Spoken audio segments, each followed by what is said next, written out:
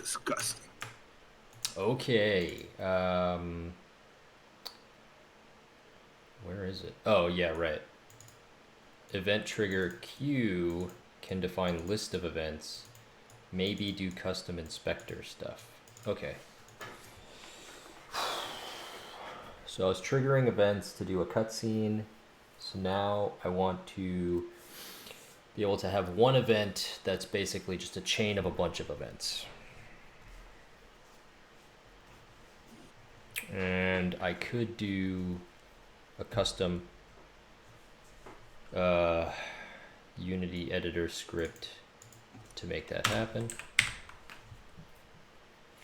What is this? This is. Let me just look first at what is maybe possible. At how I want to do that. How I would want to do that.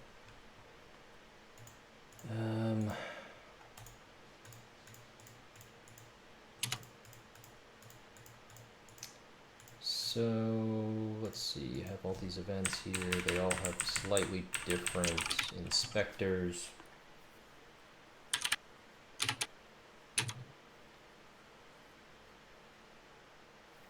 have to choose from a list of types. And then it would instantiate it.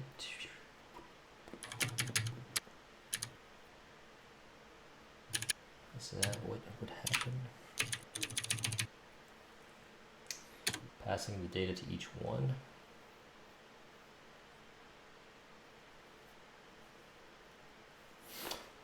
I think that's how it would work. Let's try it. Okay. Folder, editor, editor.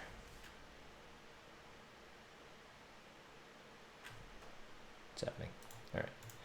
Create script, event trigger chain.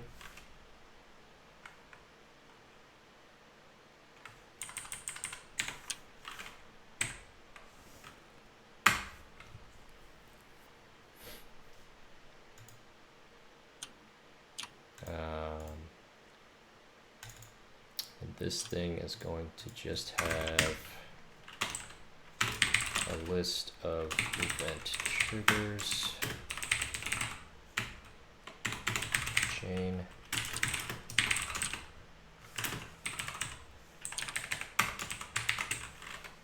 and that is that.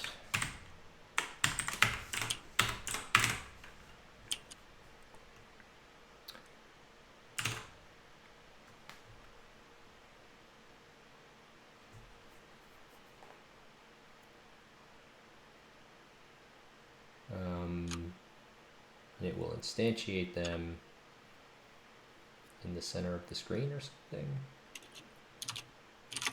Doesn't really matter. And then I'll have to know once each one is done to do the next one. For message boxes, it doesn't matter. I can just queue them.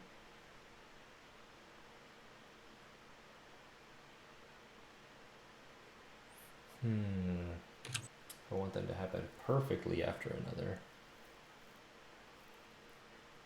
That's going to be tricky.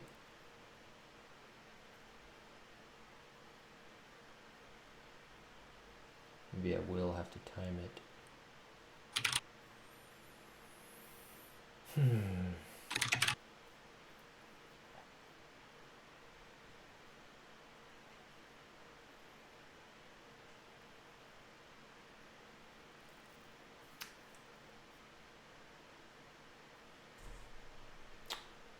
Message box, do you tell me anything?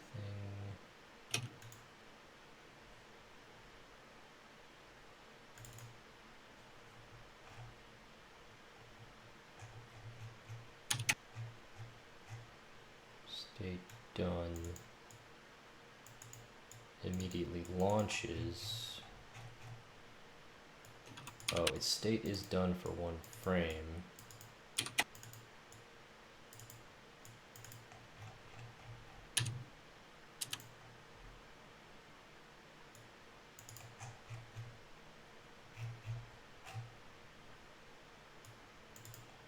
Where's Launch does that. State is open. State is done. That ends the frame. Goes to the next frame and then launches. So I will have done for one frame.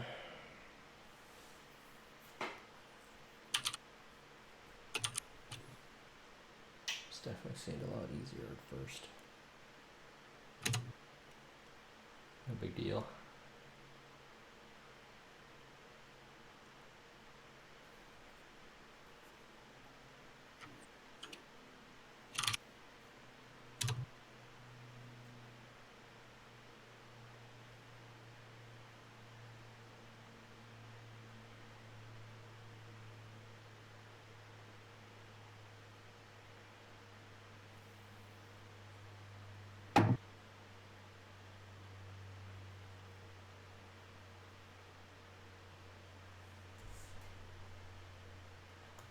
Close timer 2.5.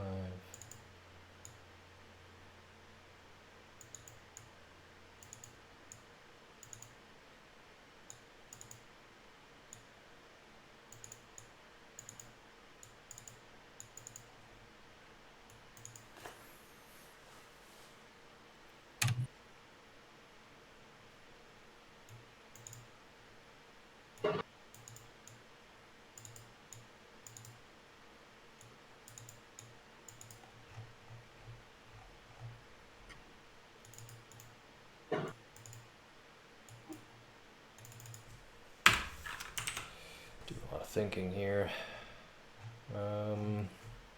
Just go ahead and start writing it. See what happens. Let's say I have this is also somehow an event trigger.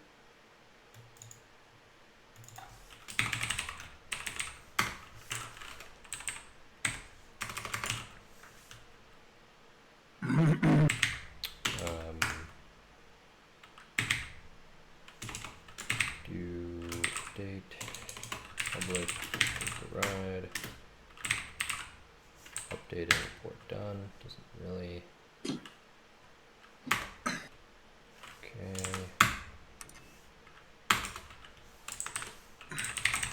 False.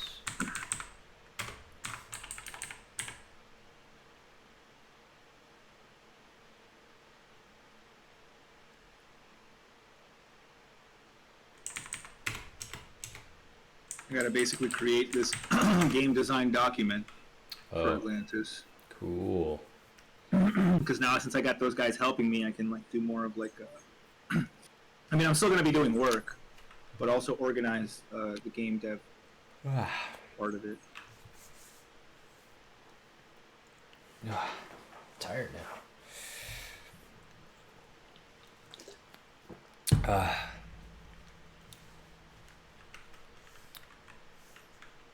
Okay.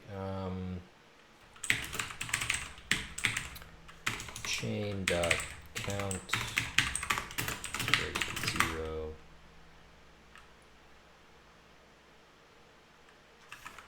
Could make it a queue.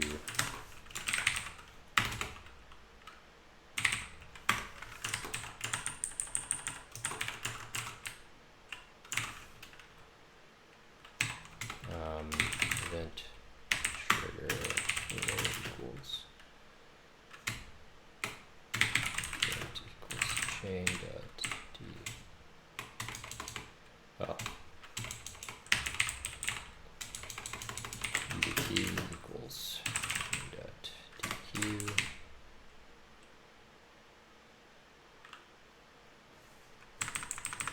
Maybe it'll be current event.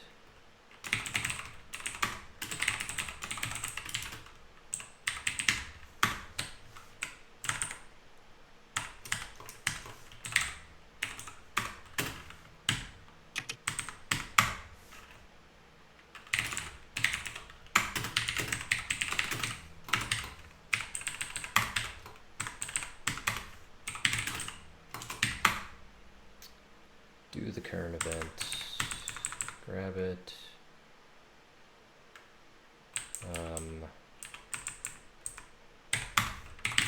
else here, return true, or I should say false. Done equals true. Return done. So for each one of these things,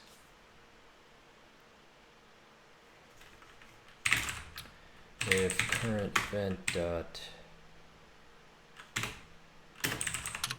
there's no instance of, what's instance of for C#?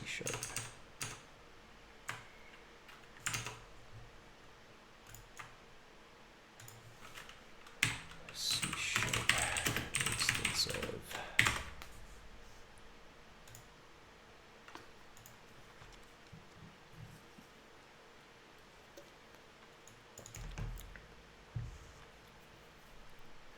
Okay. Get type of, okay. Event trigger. Okay, let's just do one of these string ones.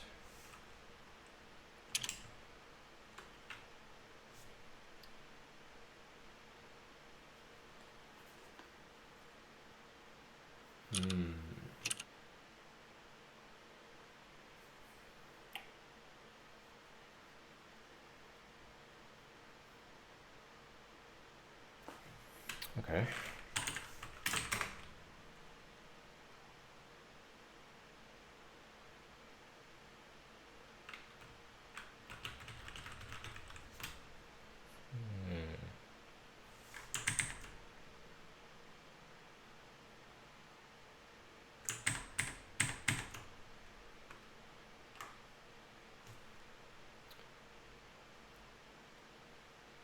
Could instantiate it.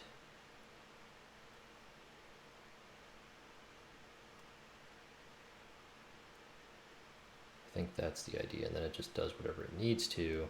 Then they all happen at once.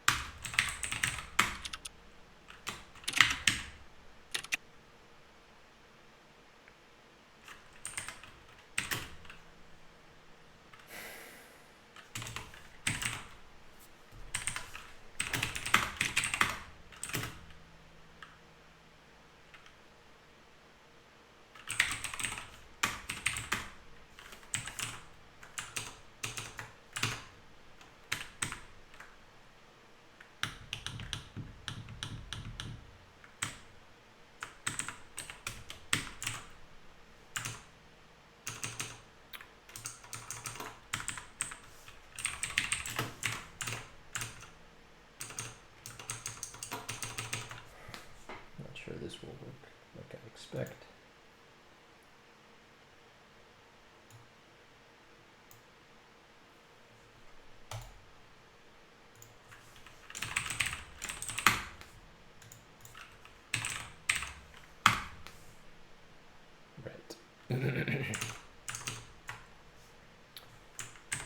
So there's a, yeah, update until done.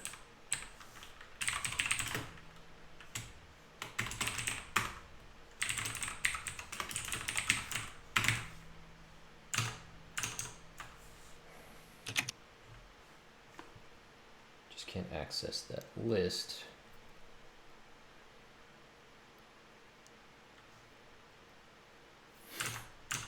Let's make it up.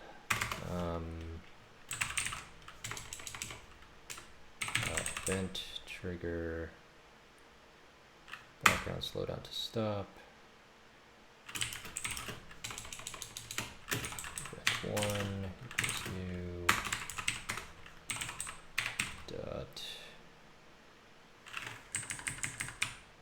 Oh, I don't think there's any fields here. Nope. So chain dot enqueue event 1.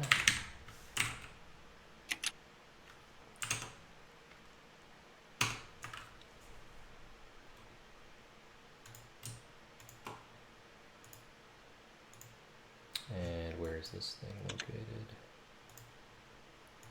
Let's go ahead and put it here.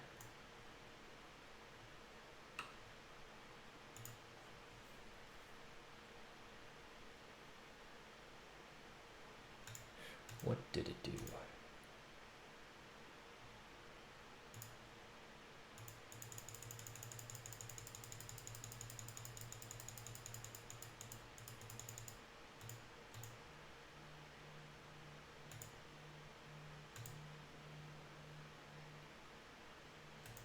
Okay.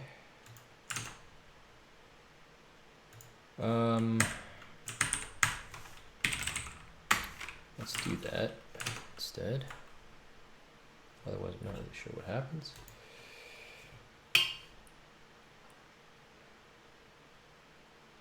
Trying to create a mono behavior with the new keyword. This is not allowed. Is it not allowed? Can only be added using add component. Your script can inherit from scriptable object or no base class at all. Really? Okay.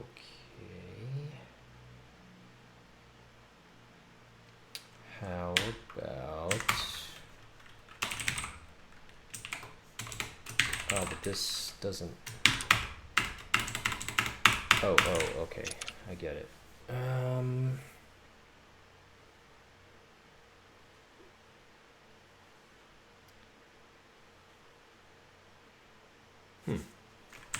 Then I just need to define a bunch of types, which is kind of dumb. Kenum, event, trigger type.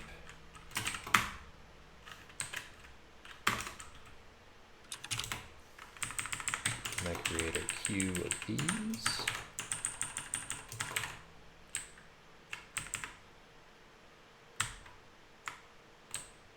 Okay.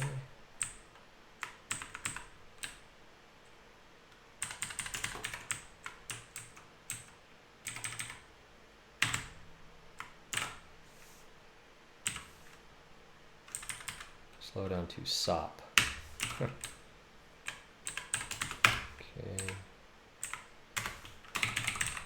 Event trigger type.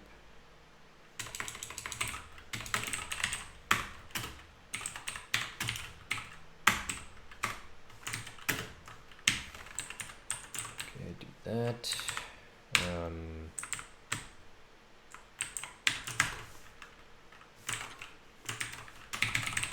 Event trigger type. Current event. Event trigger none.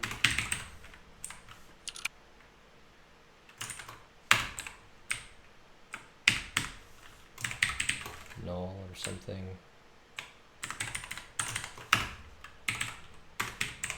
Null. Do that. Done is true.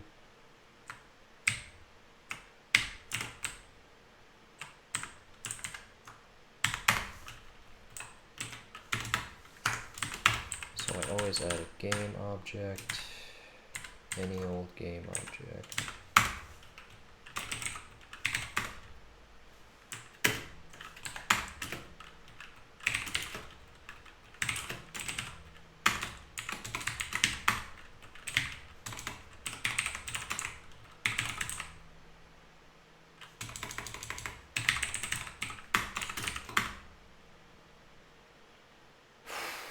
Okay.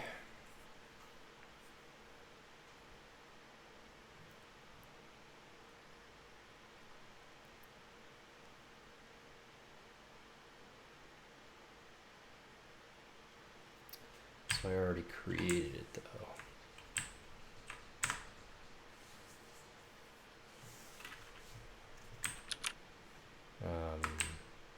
Let's see.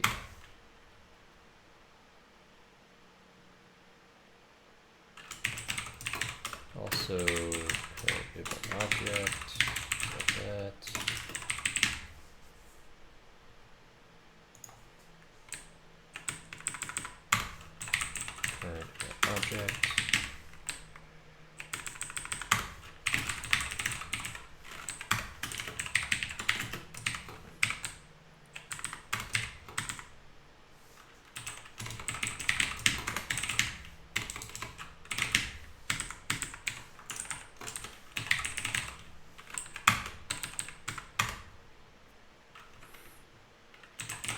case type that. Current add component background slow down to stop.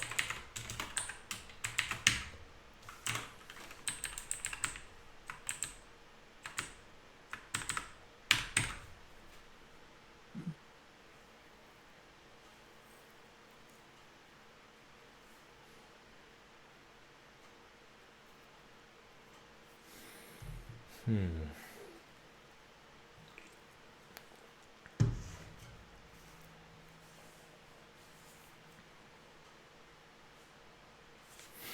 feel like this is a lot of overhead for this, but if I ever wanted to make another cutscene, I guess I could.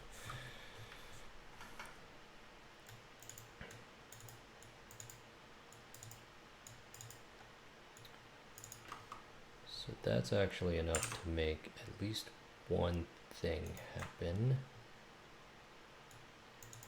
And then that's going to exist. Once this exists,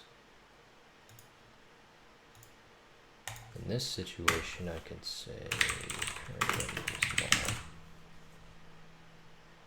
I mean, equals null. And then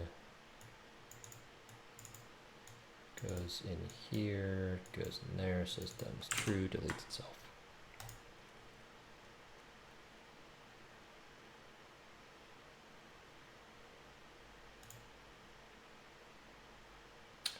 Looks like it didn't do anything.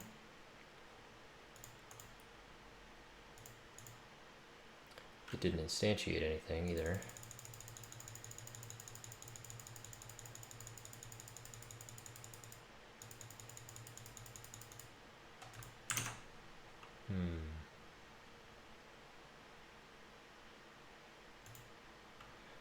Let's see what happens.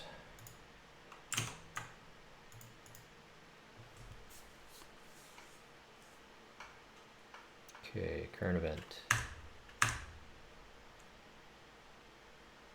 Okay.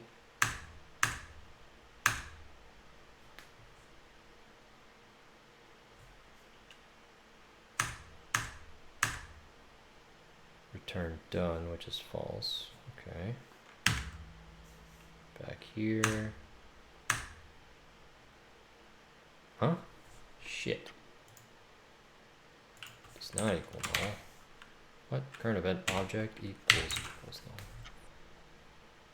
There we go.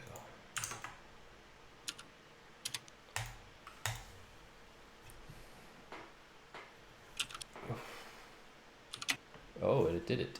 And then the background slowed down to stop deployed and immediately killed itself after issuing the event. So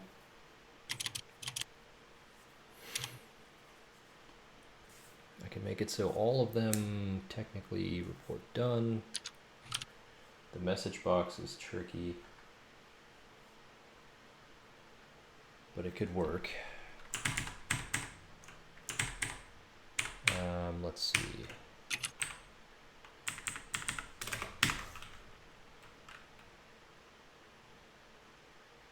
I can manually update this one. Start.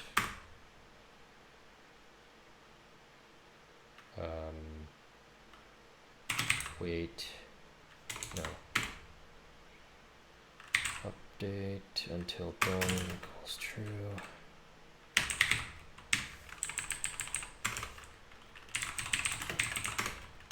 Update.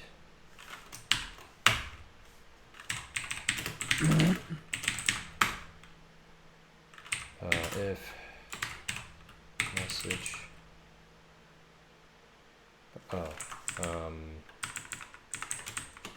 Still do this.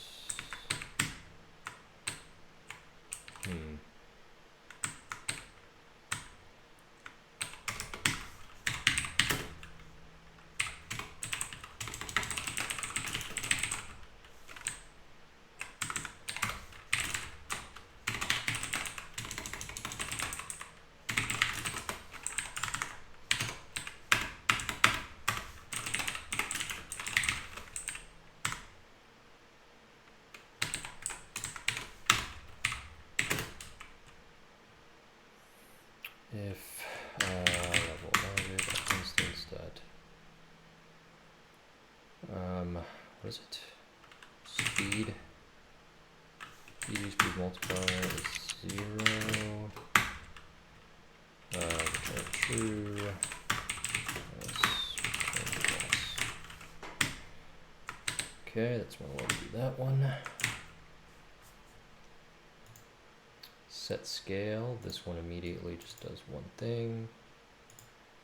Load scene just does one thing. Move already does report until done.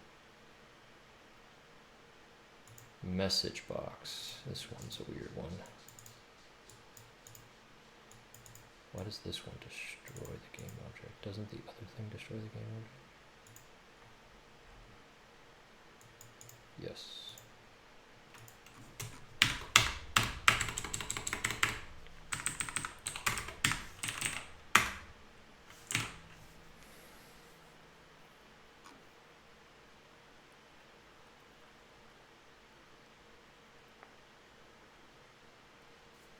I can create a message queue, maybe.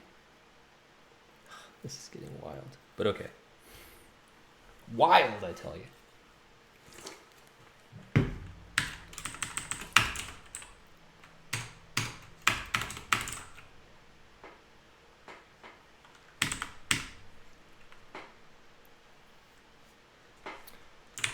The message box.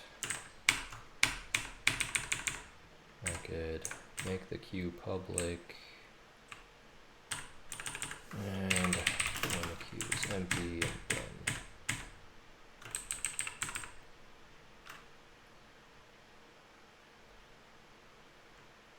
and then just push one thing into the queue at a time.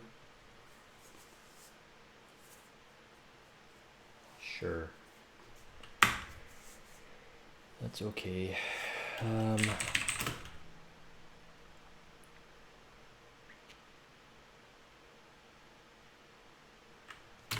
So I got start. Update if none is true.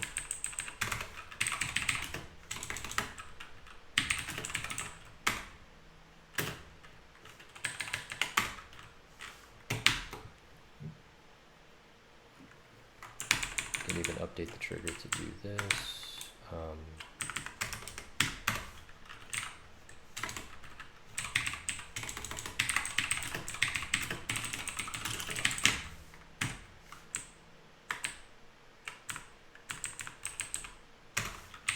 If not started,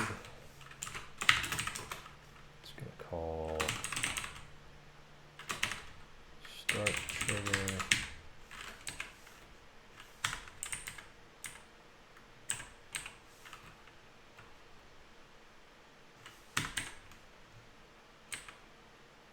And then say started. That's true. And then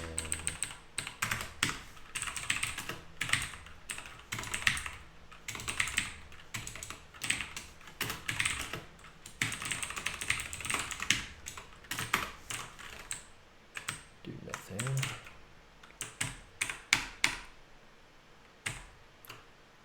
So this thing that's what? Inconsistent accessibility. It's less accessible than message object. Oh. Okay.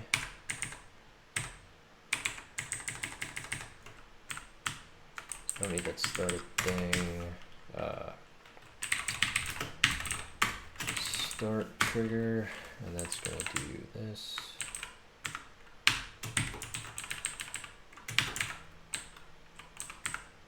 And this is going to say if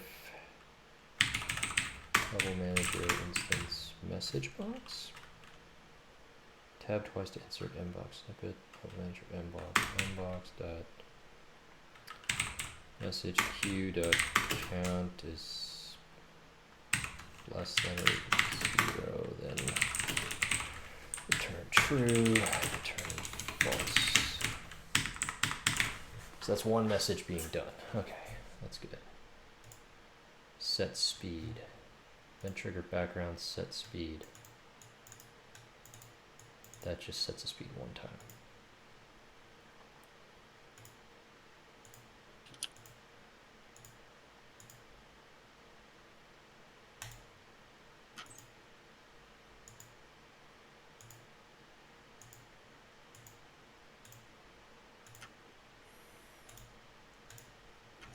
Alright, so most of these are pretty doable. Just need to have to set the properties now. So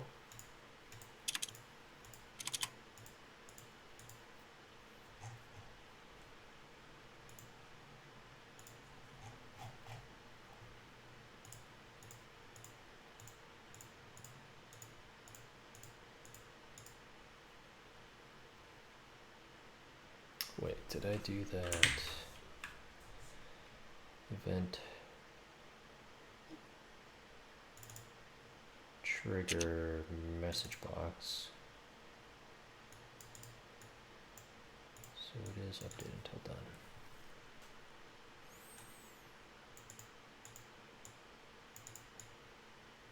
I mean, that's okay. I don't really care about that. Doesn't change anything. And they can still get added to the queue. Yeah. The only guy that gets affected is the chain. So if I were to do event trigger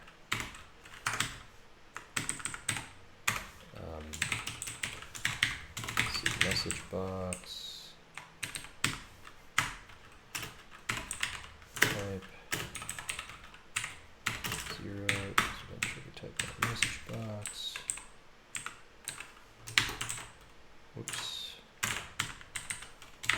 0.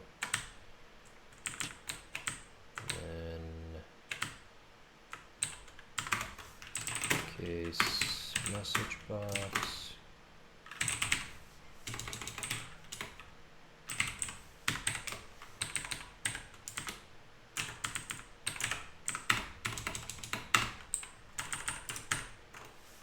Event trigger message box.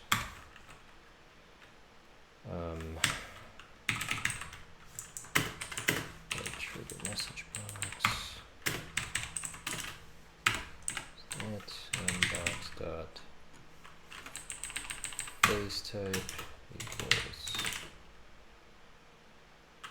box face type pilot box dot message equals test.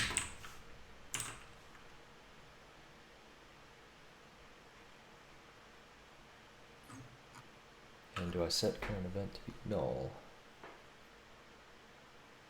No, because it's still running.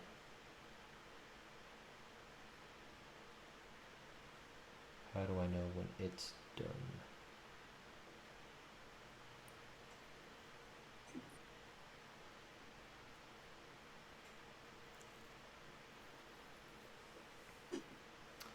I have the current event object.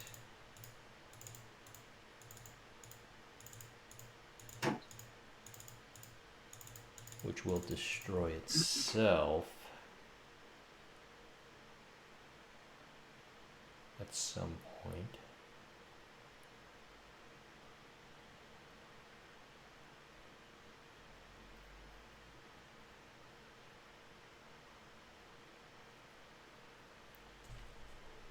Which would happen here. Let me jump in here and recreate it.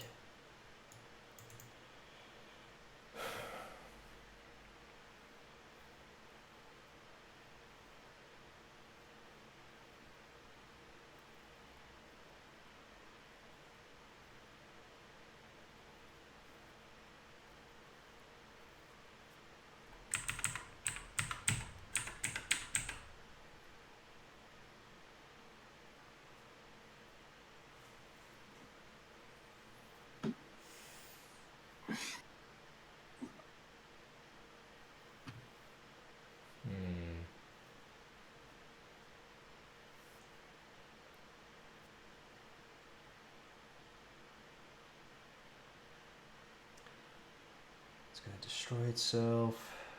The object becomes null. That's how I know when it's done.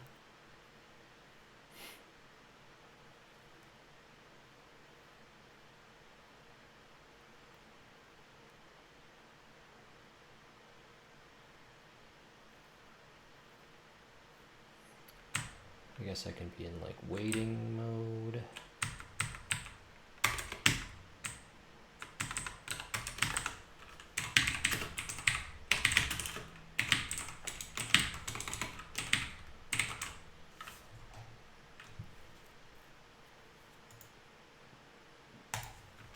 So if waiting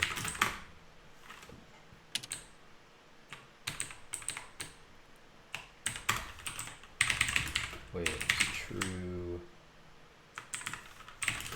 if current event is null, waiting is false,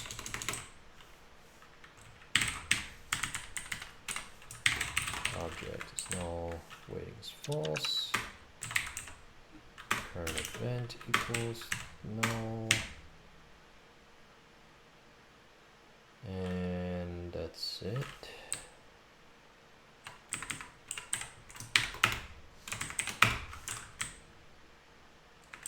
And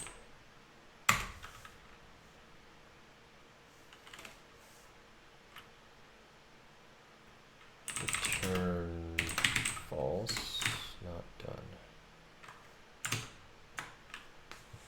No idea if this is gonna work.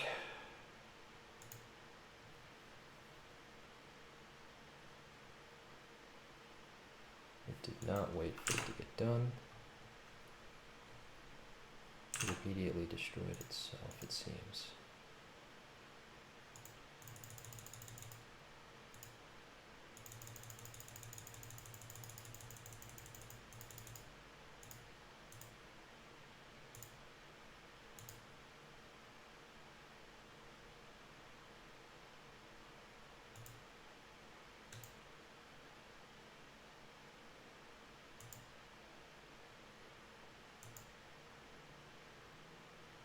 So there was something there.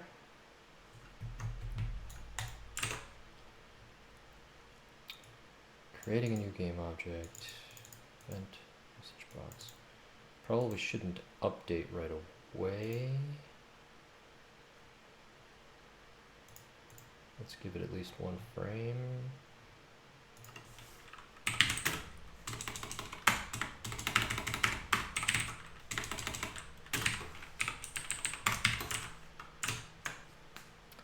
Because the message box queue will be empty right away. Same field is serialized multiple times. Started, message box. Slow down to SOP. So that I don't need, I just need to create public, guide, start trigger, and make that this.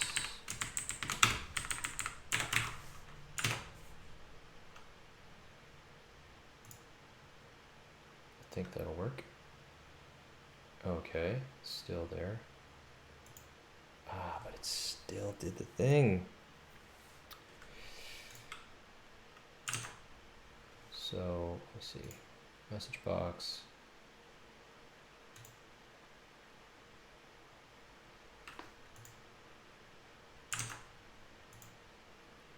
Should at least exist for one frame. 0. Has it already issued the queue? Where's level manager? Level manager. Instance. So that AI, that Pokemon AI I was telling you about is pretty dope. Oh. You should watch. I recommend you watch that video. Sure. He started with a machine learning AI algorithm, and then apparently he said towards the end there is no machine learning, and it still like ranks up in the 5% of can rank up in the 5% of actual human Pokemon players. he was saying something about how like, so he had made this whole machine learning and everything was based off what it had learned beforehand, right? So it just got better and better at predicting things, right? Like how the standard AI would work. But then he found out, and it was taking like the safest routes, right? Like it can build its own team, but its move sets didn't deviate too much since it wanted less variables, less RNDs, right? So it would limit that. It would just try to get as minimal amount of unknowns as possible. But then he said and it got really good. He said it got into like the top 20%, top 10%, something. I think it was 20% of players with that, and it was good, but it wasn't super consistent. And then he saw a play happen, like an actual player make a move that was just so out there that he had to like rework the way the whole thing worked, if it was ever going to come up with a move like that guy just played. Mm-hmm. And so he the best way he could explain it, it's called future sight AI. The best way that he could explain it is that while before, the way he had it before, um, was like it got really good at making predictions for the future, so it got really good into seeing into the future. This one doesn't base any of its choices on previous choices or knowledge, so it's actually better at creative movements. So it's harder to track down or like counter, because it's a very unpredictable player basically. And with that, that's how he got to like that top 5%, which is pretty wild. I mean, that makes sense. You know, if you do use a machine learning algorithm, you're going to end up with something that favors a strategy that starts leaning toward a specific strategy, which I guess becomes predictable. Yeah, that's funny. I saw like a meme or something online where basically was like, if you just keep rewriting your code to make things work, it's called bad practices and you're a bad programmer. But if you call it machine learning, if you do it if you do it much faster, you can call it machine learning and make 3 times as much.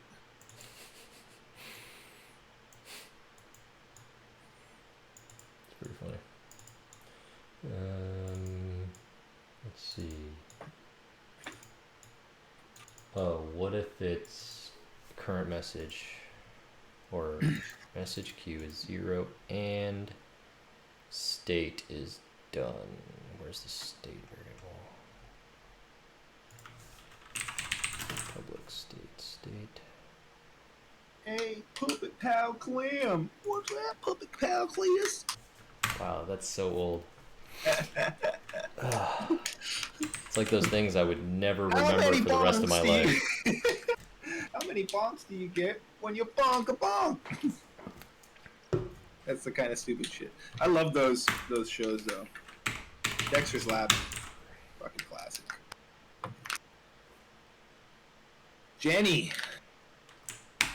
Message box says, okay, if Tartanovsky or something like that.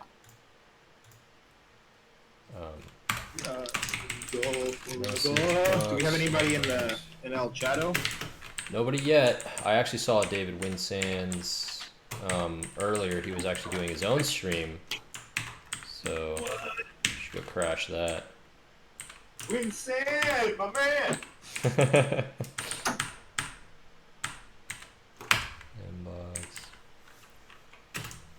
And mbox dot state equals state done. So if it's done and the queue is 0, then we're done. I don't need to be attached.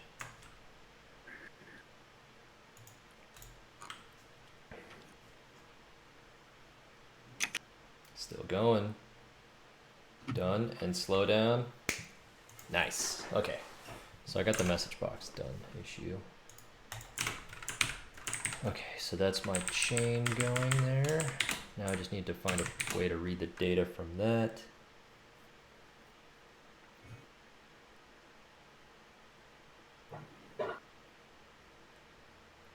Did you watch all the James Bond movies?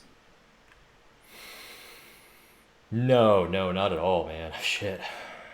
Not even all the new ones. Out of the new, well, I'm not talking about all of James Bond. I'm talking about the new ones. Oh no, I only saw Uh, the first two. yeah, I think I know most of Casino Royale, which was a cool, stylistically, it was a cool movie. Then I think I saw the next one, but it wasn't memorable. Something It about wasn't. like Yeah. Italy or Rome or Venice, one of those floating type cities, was like there was like a final cutscene where like this whole building was collapsing into the water. This girl gets trapped That was part of in Casino an Royale. elevator. Oh, was that? See, then I don't even remember the second one. The I don't even second know if I one saw it. like took place somewhere in Africa, and there was like an area where the villain was that was Casino like Royale started with parkour. yes, Okay, that's the one that all of us went to go see in the movie theater.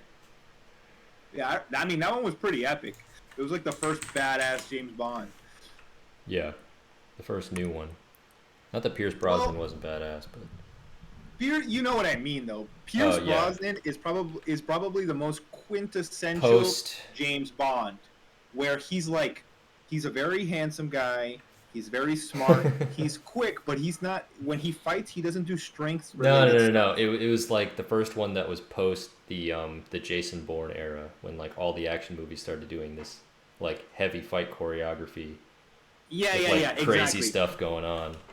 And that's what I mean about a badass. Yeah. Like, yeah, Pierce Brosnan's James Bond is really cool, but he's not like that aggressive, manly badass. He's like a suave debonair, like doesn't even need to like hit you with his fist to knock you out, kind of thing. Which is James Bond because he's big on gadgets. It was never really about his strength. It was more about his like cunning, right? Um, Yeah.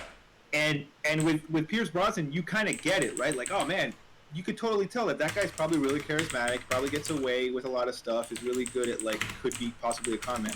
But like the previous James Bond, like Sean Connery, like I did not buy him as like suave, debonair, or even seeming that attractive to most of like the model women he comes across. I You know what I guess. I mean? mean, I never saw any of the Sean Connery James Bonds. I mean, now if Sean Connery was like he was in The Rock throughout his stint as James Bond, would have been so much cooler. He wasn't anything similar? No, he was in the James Bond movies were very cheeky. They were kind of self-aware in the stuff that they were doing. They knew that they would change actors every now and then, and they would kind of nod to it. They'd have scenes where the James Bond looks to the camera and it's like, this didn't happen to the other guy. You know, stuff like that. There'd be jokey things. There'd be stuff that doesn't make sense. In his world, he kind of seems like he's taking himself seriously. But in The Rock, no jokes, no time for anything. He's just always doing the coolest thing possible when you're not paying attention to him. Like taking a quarter, he's like he took like, oh, while you're interrogating him, he took off his handcuffs with like a quarter he found, and like has this whole plan of how he's gonna get out before you even escape the interrogation room. Like he was 10 steps ahead the entire movie, and he could easily be a villain, and that's what I love about it because he's if he were James Bond, right? Someone who's come across that many villains would have this in his arsenal, right? But he's a good guy, so he would never use it. But if he's been put in jail for like protecting secrets, he would become bitter and be like, fine, fuck you guys. I was on your team, but you guys let me rot in jail for all these years. Now you want to save me because you need me. Fuck you guys. I'm out of here. I'm doing my own thing. And now it's just so cool. He was he never had a moment where he like looks at like a female character or to the screen and like does that little almost like Dwayne the Rock Johnson eyebrow raise. It's like, so darling, what are you doing here? Like this that he does all throughout fucking James Bond. You know, this guy's like he doesn't have time for shit but the mission. Like and it makes sense. Like it's like he's probably banged like thousands of women throughout all his missions. So you think he cares about like another one? Right. That's the. But I mean, the older James Bond also should have been slept with like hundreds of women, but he cared about. Well, I wouldn't say cared, but he cared enough to sleep with them. Yeah, to get fooled by them as well. Yeah, and it wasn't always part of the plan, right? Like sometimes he would try to seduce a woman to get information out of them, but sometimes he honestly would just fall in love on a job randomly, which is kind of weird for like such a decorated spy. Yeah. Oh, okay, it's an editor. That's all it is. It's an editor, and it's a custom editor type of event trigger chain. Oh, what movie are we watching today? I thought it was Small Soldiers. There it is. Yeah. I was thinking about Galaxy Quest the other day. Oh, yeah, that's a good one too. Yeah. But you said it's available on Prime, right? It is, yeah. Create custom inspector GUI. Create inspector GUI? What the hell is this now?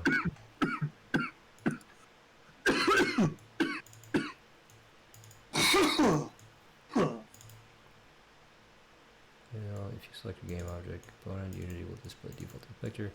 Create inspector GUI. Create inspector GUI. There we go. Create a new visual element to be the... this is not how it used to be, but okay. Update. Using Unity Editor. Unity Engine. UI elements. Okay. It was Engine all along. They're still out here. Visual Engine element. Tower. Inspector equals new visual. Alan, wake up. You remember that scene? The most ridiculous scene from the whole series? From what series? Jurassic Park. What was it? On the plane, where he falls asleep.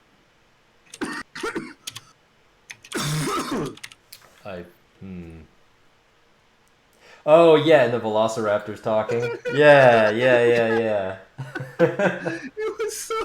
It was so fucking out of place, like beyond out of place.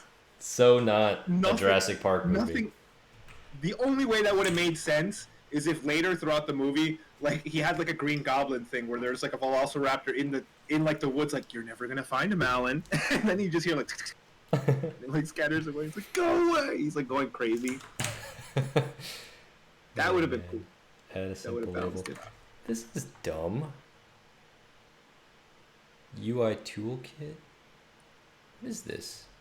Is this really how you do this now? No.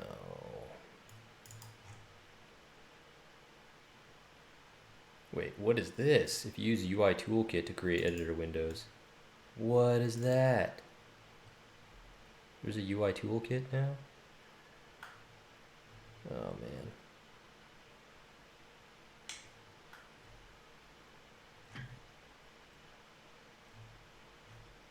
Where's the old way? Where's the old way?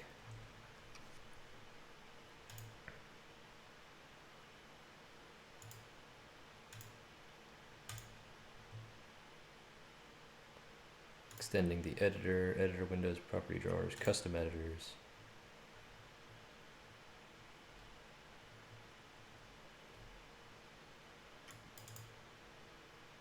On inspector GUI. Yeah, not create inspector GUI.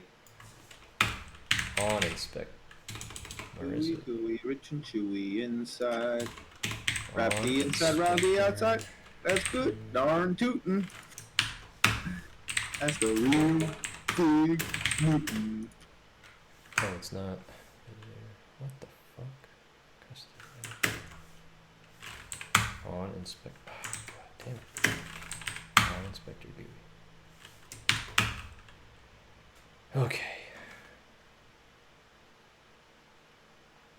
I want to be able to stream Shang-Chi already. Look at point equals 0. So look at point. Don't need that. Can edit multiple objects. Don't need that. Update editor GUI layout property field. Okay, so if I do that, then I should see nothing. But I see everything.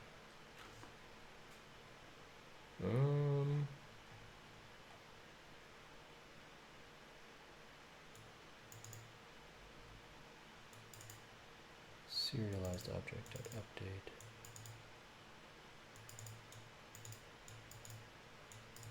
Apply modified properties.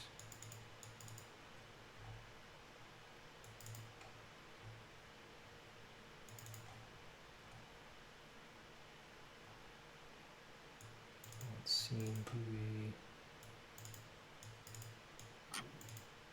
Update. This doesn't make sense.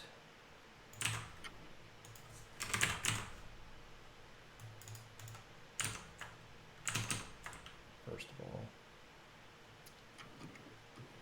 multi-object editing not supported. Okay, so that's good. So, I mean, editor GUI layout label field event chain.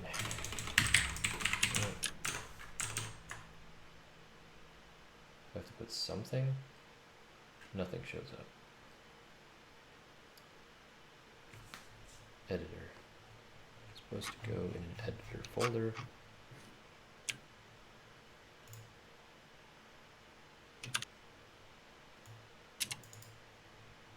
Extending the editor.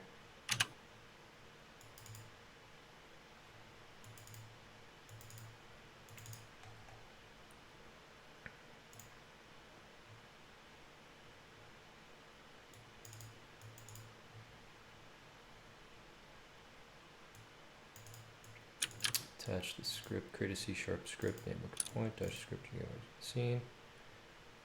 When writing editor scripts, it's often useful to make certain scripts execute in edit mode. Above demonstration, editor tools, next custom editor for the script. When you create a script in Unity, by default it inherits from mono behavior. When you create a component game object, the inspector displays default interface for your view. For example, an integer float string is okay. Custom editor. A custom editor replaces it. Create a new C# point editor. Open the script and places content below. The class must inherit from editor. The custom editor attribute informs Unity which component it should act. Tells Unity you can select multiple objects with the editor and change them all at the same time. On inspector GUI, it displays the editor. So you can put any on GUI code here, but runs inside the inspector folder. There's nothing about the folder here. I thought it goes in the editor folder.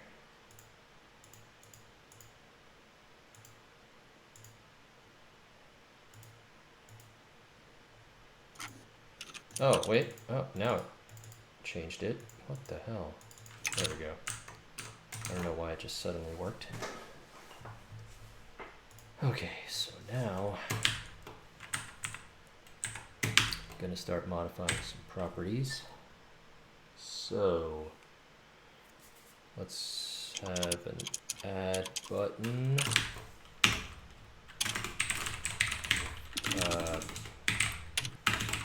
Editor GUI layout, button, drop down button.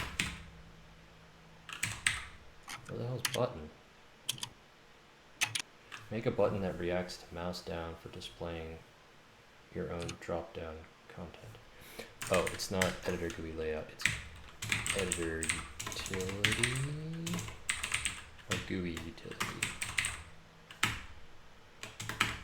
GUI utility button, GUI layout button. Right, okay.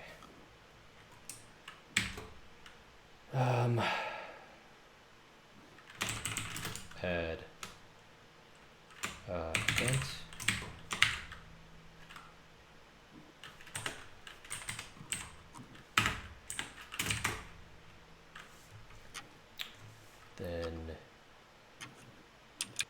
going to ask you for a type. So I need a window that can do that.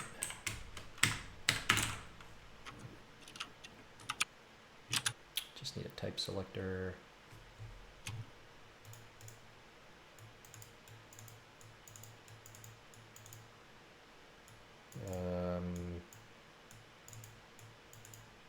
So I could do that. I can just do that here instead of doing another window.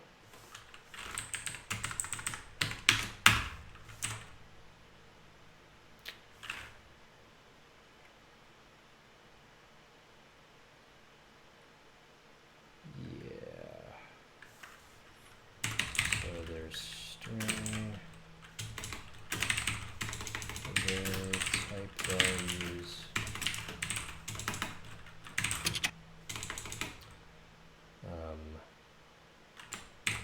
Event trigger chain. Event trigger type. Oh, what is that like? C# values. Enum to string array.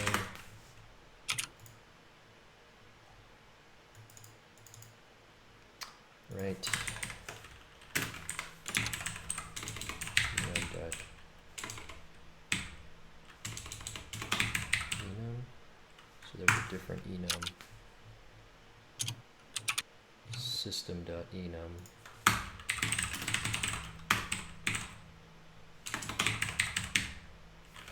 That's not a thing.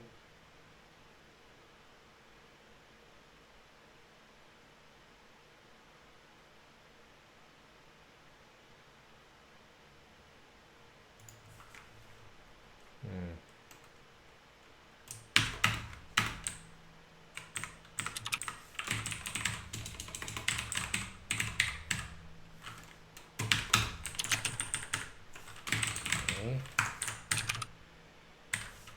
Get names.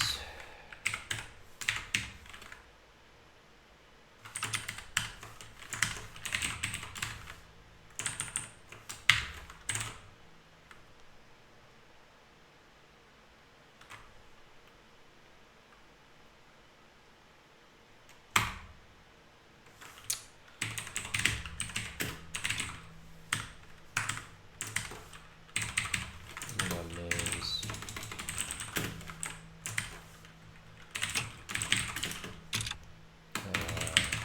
Select values equals new string of size enum names plus 1.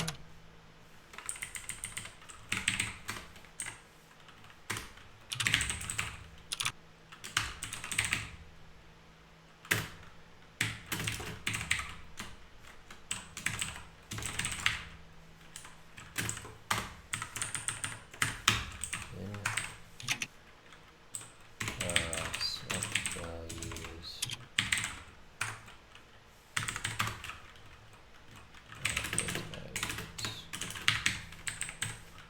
Zero. Plus 1.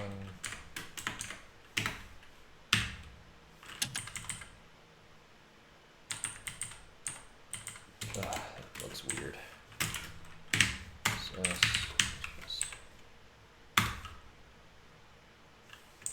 Or screw it, just equals 1. There we go. Now it doesn't look so good.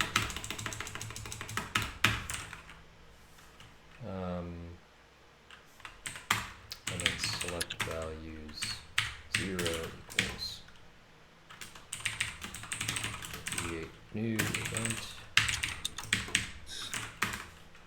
So that would be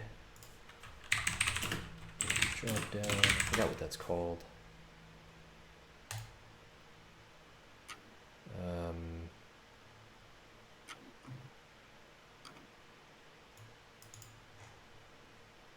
Nope. Custom inspector. Drop down. I think it's called like a pop-up. Is it called a pop-up? Editor. Layout, pop-up.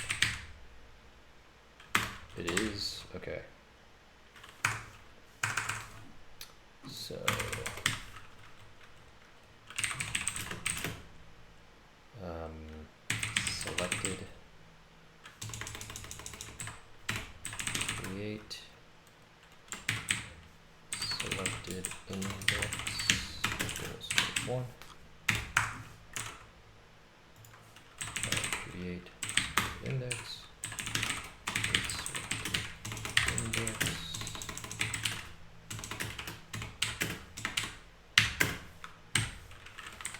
What else goes here? Display options. String array. So select values. Okay. If create selected index 0, then oh, there's also like a start, right? Let's start here.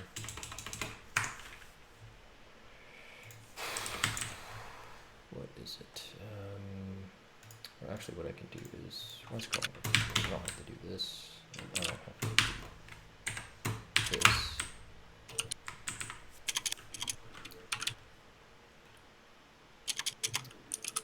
So event trigger chain trigger chain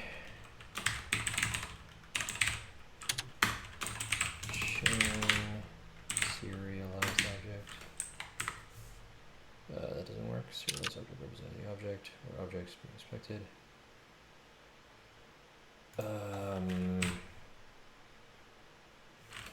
Target object? There we go. Okay, so now what I'm going to do is say get that index back to, so int enum index equals create selected index is 1. And then I can cast that back, so event trigger chain trigger type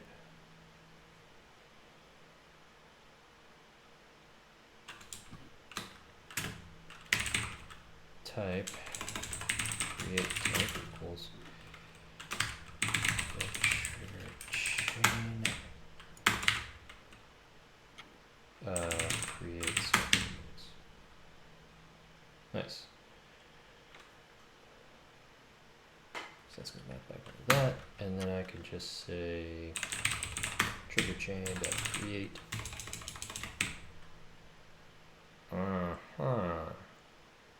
Now I get it. Okay.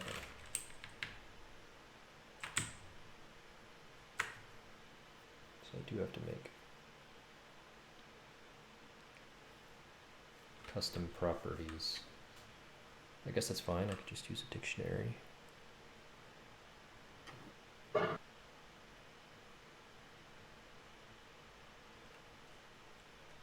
gonna be kind of annoying though.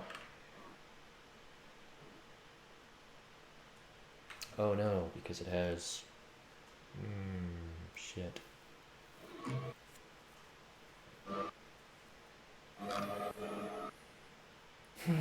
Okay.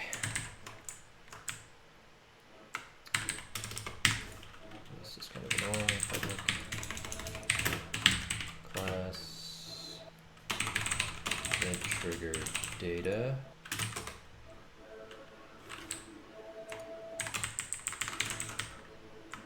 Can I put this global? Okay. Event trigger type.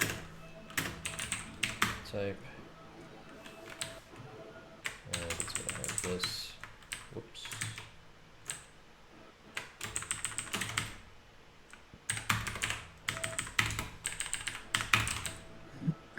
Message box.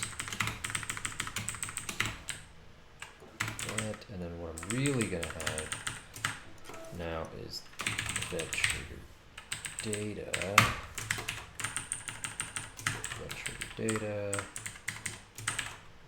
Data, current event, object, everything else is kind of the same.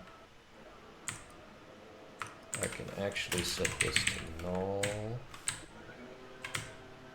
don't need the null type anymore. Current event, set it to null. If it is null, do the same thing.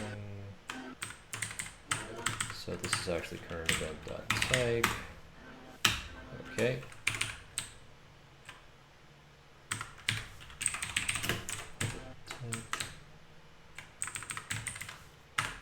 Dot type. And that's going to be current event dot message box face type. Current event dot message box message. Perfect. Okay. So now this is just event trigger type. Event trigger type. Event trigger type. Trigger chain dot. So that's going to be the type. Oh, but I guess I need the data to go along with it.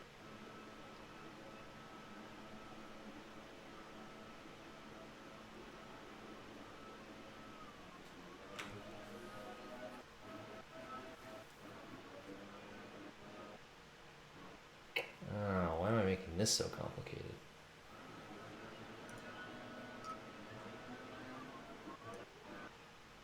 Yeah, I can just change the data based on the type. And if the type is none, then it doesn't do anything.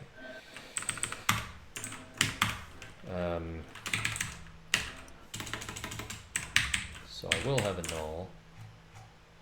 And in the case of dot null, do nothing. And move on. However, yeah, I guess current event object should get sent back to null. Destroy current event object. Current event object equals null. And waiting is false.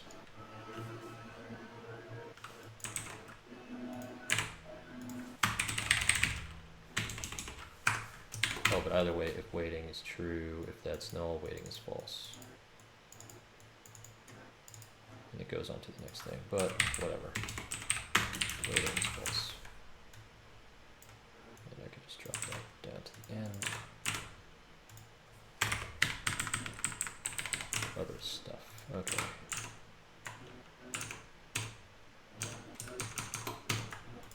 That's that. I don't even have to do this drop down thing. This could be a button like I wanted it to be. I still need the drop down. So I'm going to hold on to this code for now.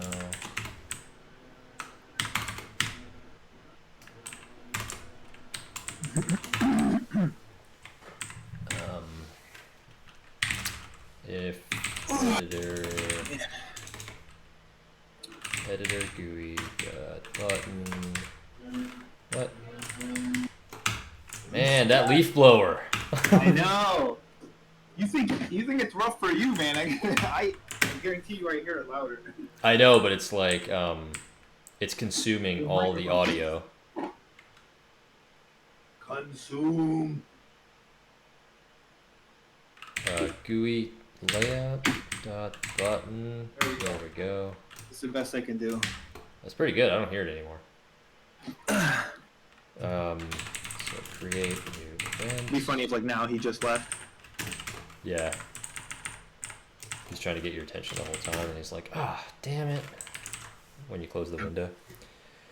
Uh-huh. Okay. Add new event. Then what will happen is this event will go to the bottom. Trigger chain dot enqueue list. What the hell's it called?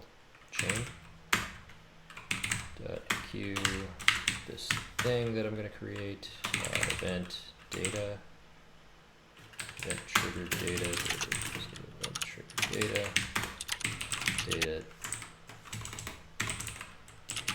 data.type equals type null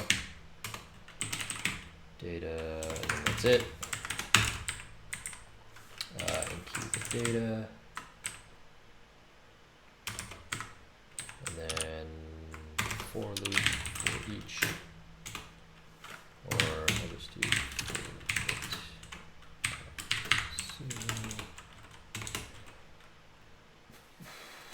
event index equals 0, event index is less than data trigger chain.count.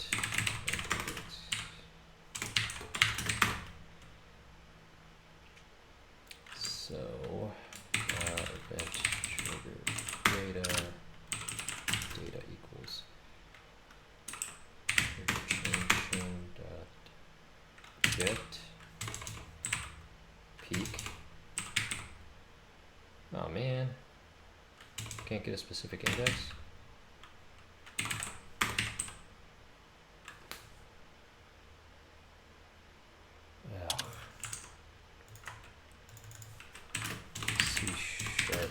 Q check specific index.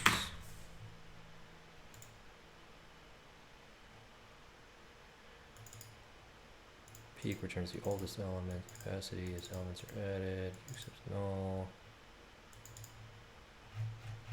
Check if an element is in a queue.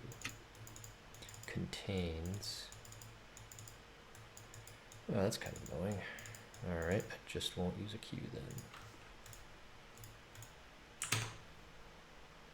I'll just use a reverse list of some kind.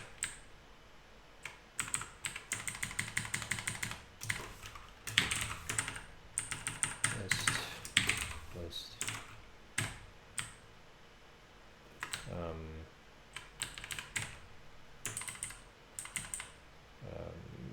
I'll get the thing at the beginning of the list. Dot remove at.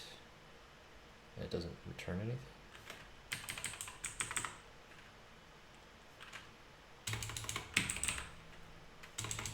Chain 0. Okay. Chain dot remove 0.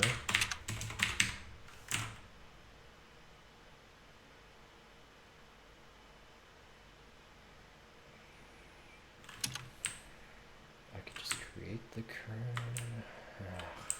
Whatever.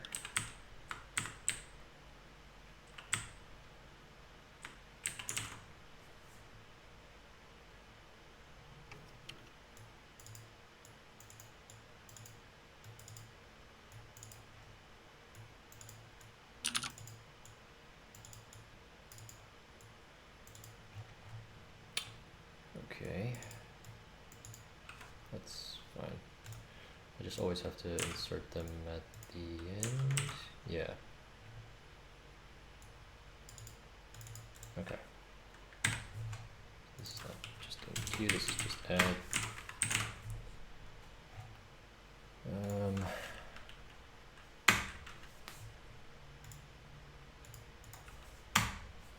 So I can change the type here.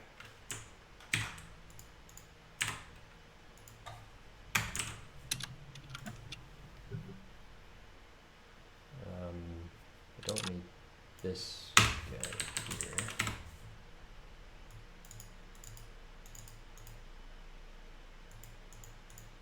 So names, okay. Don't need to make the second array.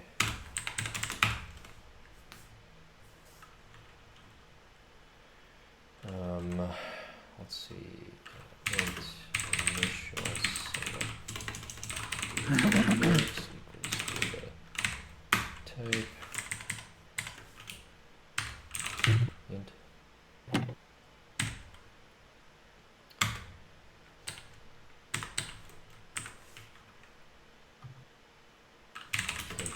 Selected index equals initial. Selected index.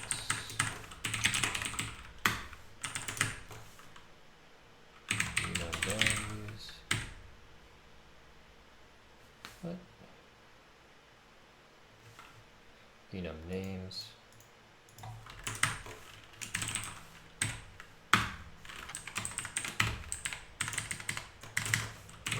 Selected index. Well, I don't really care that it changes, so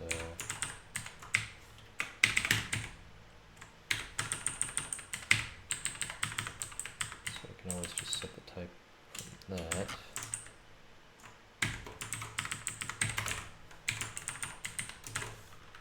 Selected type, selected index, and so data.type equals selected type. Okay. So now switch data.type. Case message. Oh. Default.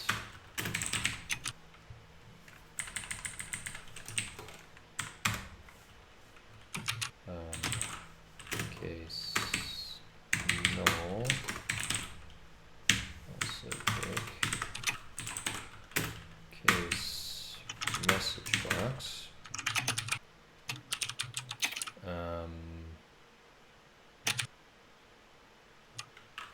Break. Case background stuff. Break. What happens there? Over GUI layout. What is this? Ah, shit, it's another drop down. Okay.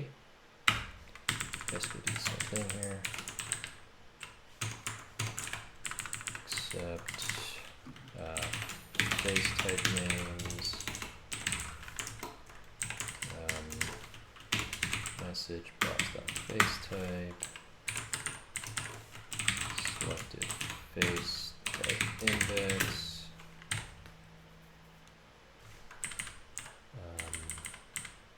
Data dot message box face type. Index is that face type names. Selected face type. Selected face type index and selected face type.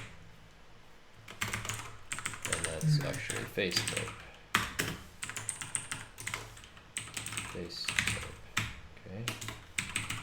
Message box dot face type. Oops. Okay, that's kind of fun. And the other thing is the actual message that goes in the text box.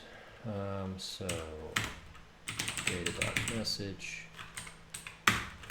equals layout text field, or is it input? It's text field. Oh, I could do text area.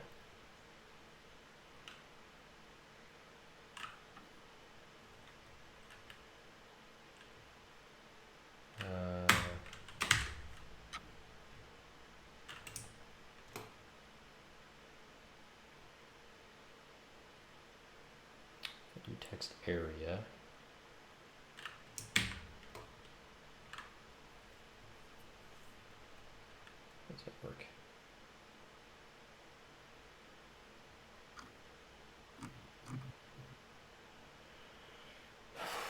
Think.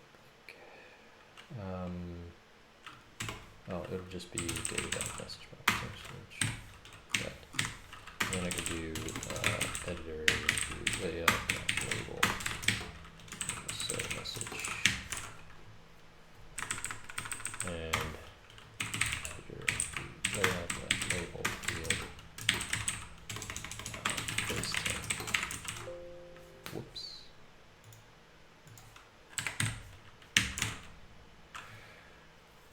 Oh damn, it's later than normal. Must be been almost an hour and a half, but I'm getting there. Alright, let's test this in action. At least some of it. Add new event. Alright, it's not a null one, it's a message box. Okay. Test, test. Pilot, test. And that be that. And now, play, and nothing happens. What?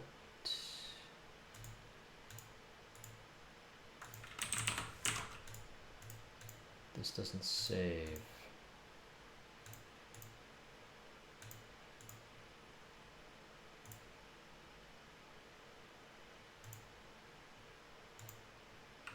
Does not.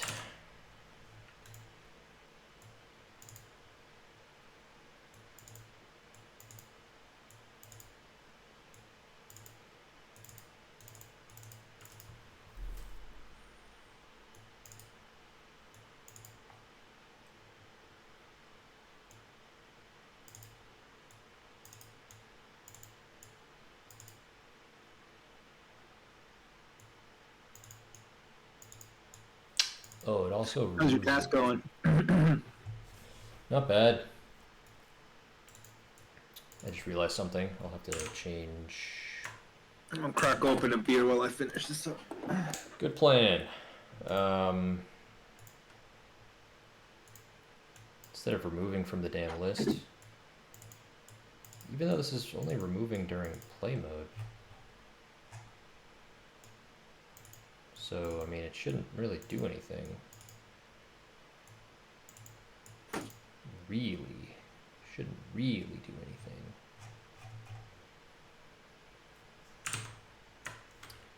Add new event. Test. Let's make that the first thing that happens. Chain test. It has no events. They all disappear once the game starts.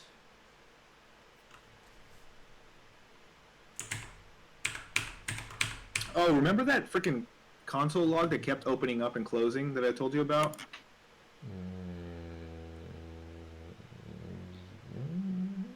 No. I was trying. So I've been having this random console log window just pop up and pop away, like for a blip. You can never even read what it says. Yeah. I thought you meant like in the browser in the thing you were working on, but no, I know. No. The command prompt. Yeah. Right. So I caught it again, and I actually caught it right as it was towards the end of what it was doing. So it's still written, and it's apparently a .NET Framework assembly registration utility. Okay. So, unless that's a fake name, I can only assume it's okay. I don't know. Let's look it up. I mean, .NET Framework registration. I mean, do you have .NET installed? I don't know why it would want to run every day. Every fucking 30 minutes, it seems like. Oh, Jesus. That doesn't make sense, though. Nope. But maybe I have it set to, like, probably in installing it, it was like, do you want it to constantly update in the background? But you don't need .NET for anything. And I was like, sure, why not? It probably came as a package when I was installing something else. Maybe.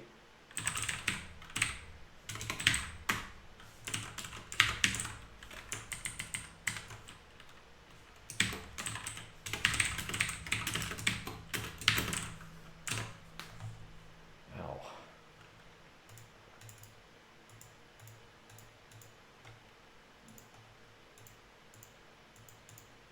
It's an assembly registration tool. Reads the metadata within an assembly and adds the necessary entries to the registry, which allows COM clients to create .NET Framework classes transparently. Once class is registered, any COM client can use it as though the class were a COM class. The class is registered only once. When assembly is installed, instances and classes within the assembly cannot be created from COM until they are actually registered. So it is a thing. Is this like necessary? Serialized object update and all that other stuff. Apply modified properties. Does that really have to happen? I don't remember that having to happen.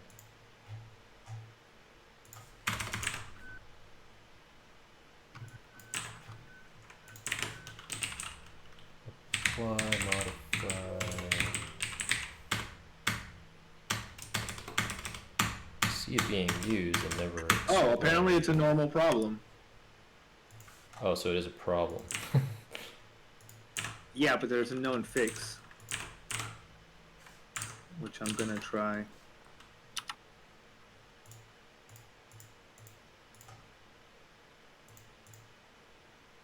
Nope, that doesn't do anything.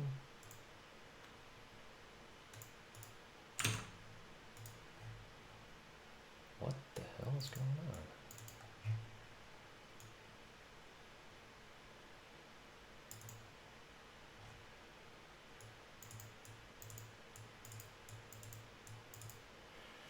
They are there. I'm doing it right here. The data's all there.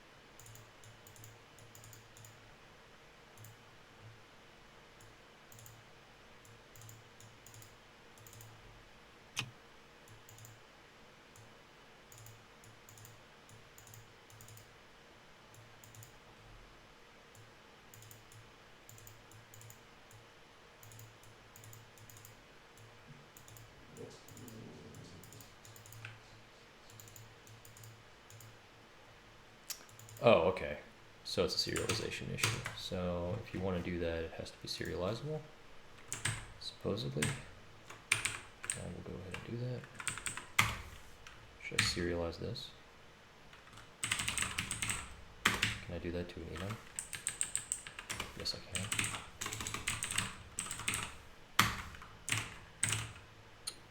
Okay.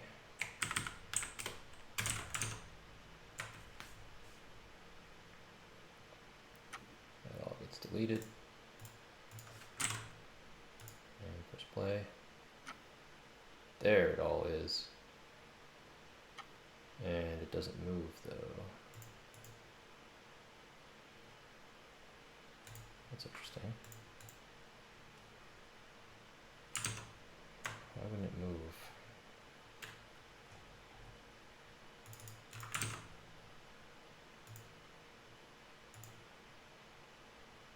Oh, I guess I need to be able to remove them too.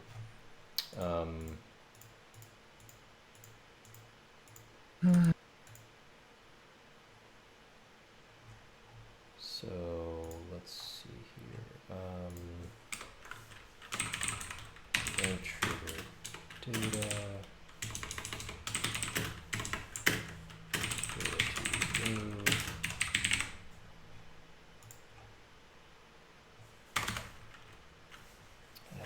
If do layout.button remove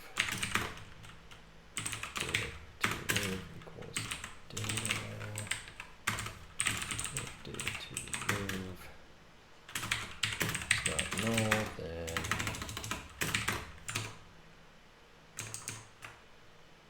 oh, what happened to my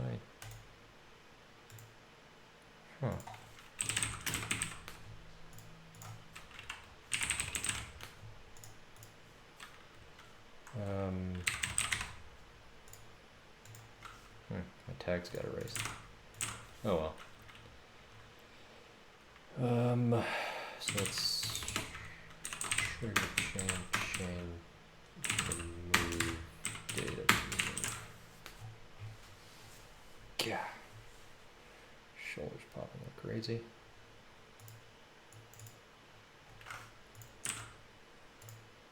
Let's also do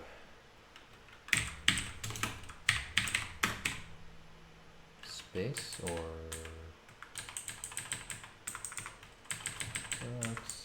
yeah, you do like a line.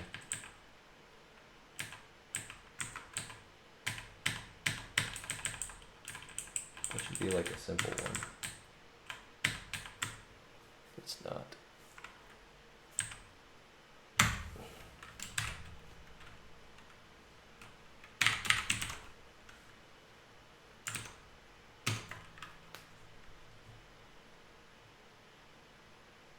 Alright, that's not bad.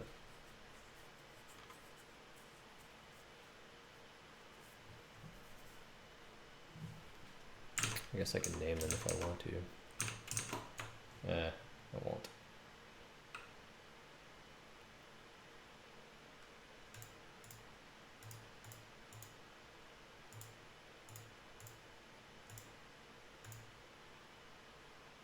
But I should be able to move them up and down.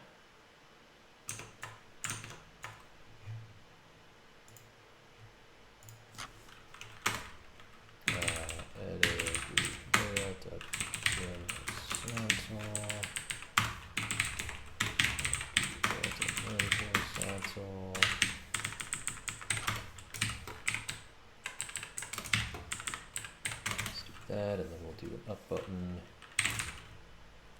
If button, what's button do? What is this? UI elements button.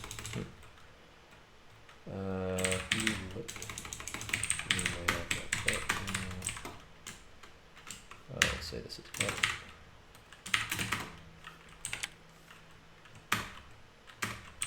If down.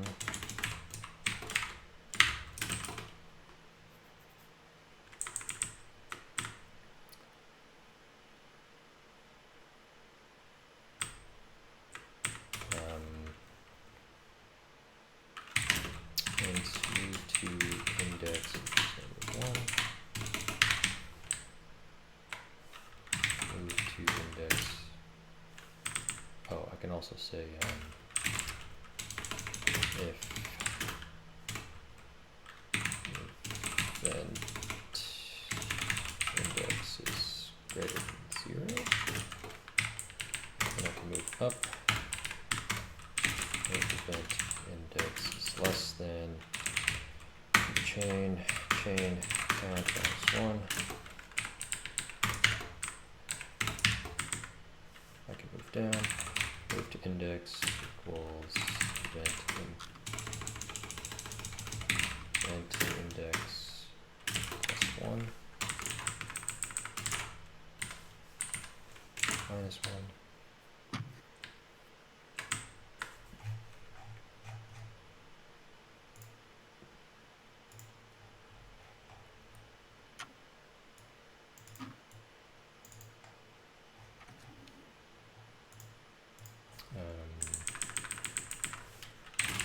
If move to index is greater than 0.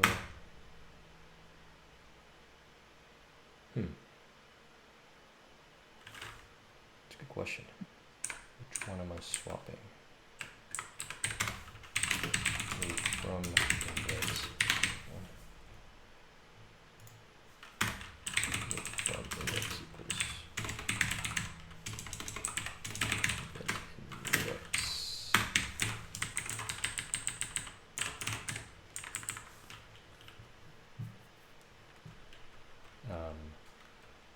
Then event data temp equals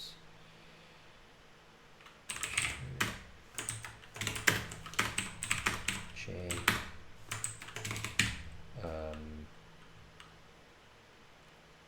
move from index or move to index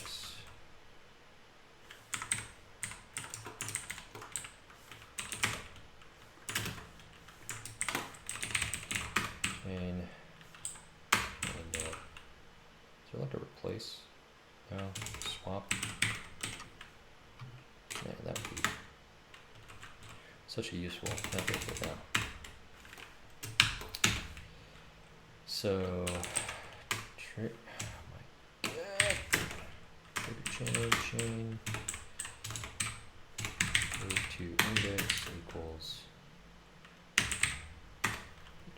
chain. Move from index.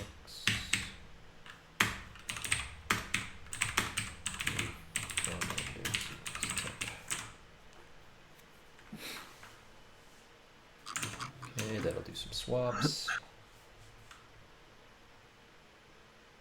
That's pretty ugly, but I can't really tell. Let's see background. Okay, now that one's there. That's there. Cool. I could just always put the button but disable it. How do I disable it? GUI layout option.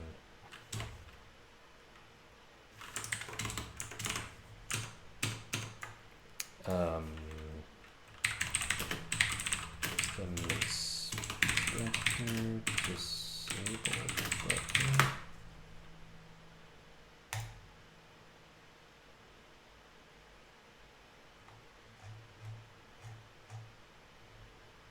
Button.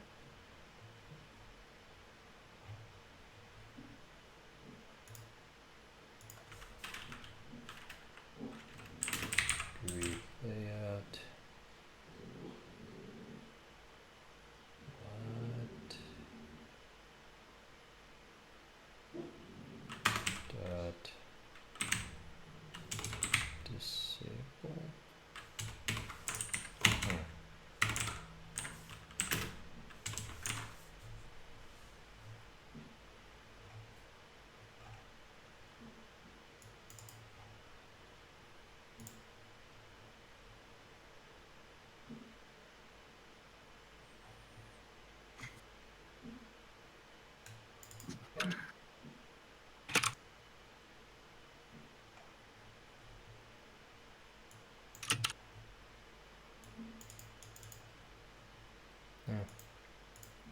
That's not that important. Okay. I could just make it do nothing. How about that? Seems better. Whoa. Shit. Okay. And then do that.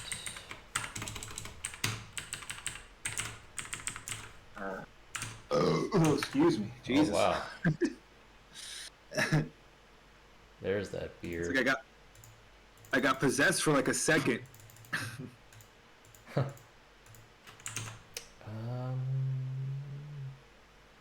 you know how like when you feel you feel that rolling burp coming? It like starts in your gut.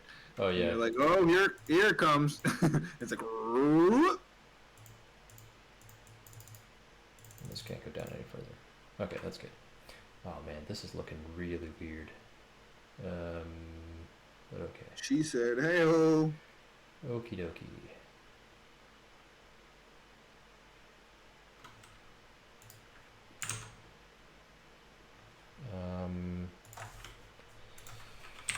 Unity custom inspector horizontal rule. Let's see if they have one of those.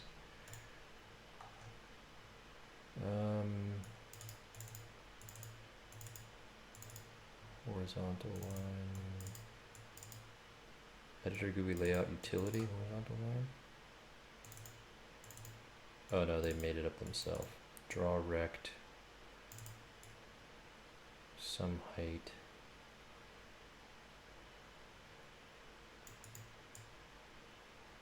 Get control rect. False height, some color. Will that work? Will that work?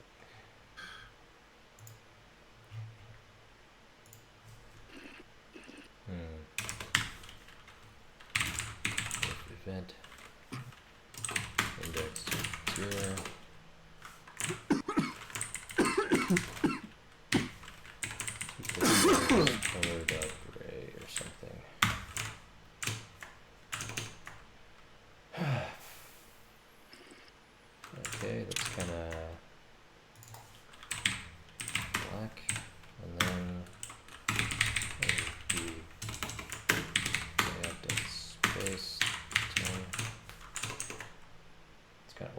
place, but looks a little better. Okay.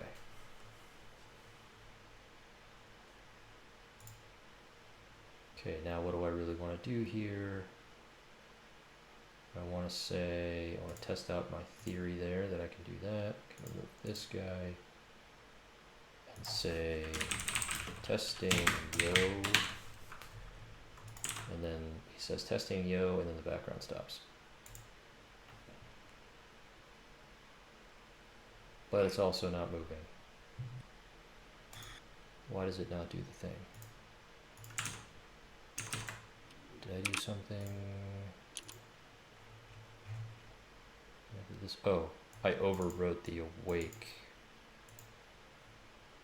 here by doing that.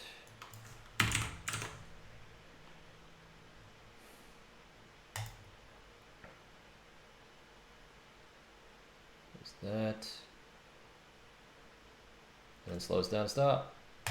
Beautiful. Okay, now I can do the entire thing very easily. Okay, so what do we got? I got change scale. All right, so let's go change scale, then trigger data, set scale, public. Float, no, vector 3, scale, well, yeah, scale,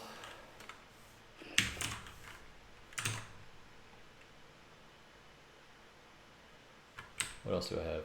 Event trigger background, set speed reverse, background set speed, okay, so that's background sort of stop.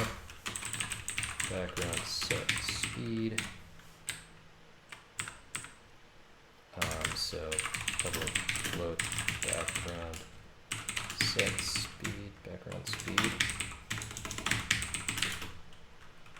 1 scale equals vector 2.1.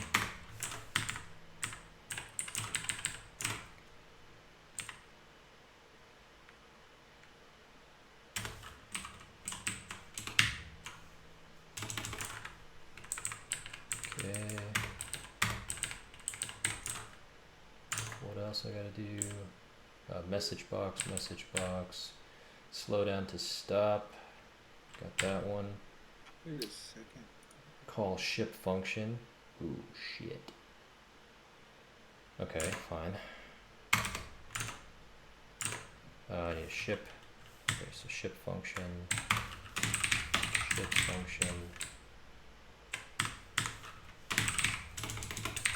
public ship, public ship.func, ship function.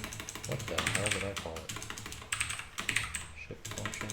Oh my god. Event trigger call ship function dot ship function. Ship function. Okay, that's the default value. None. Cool.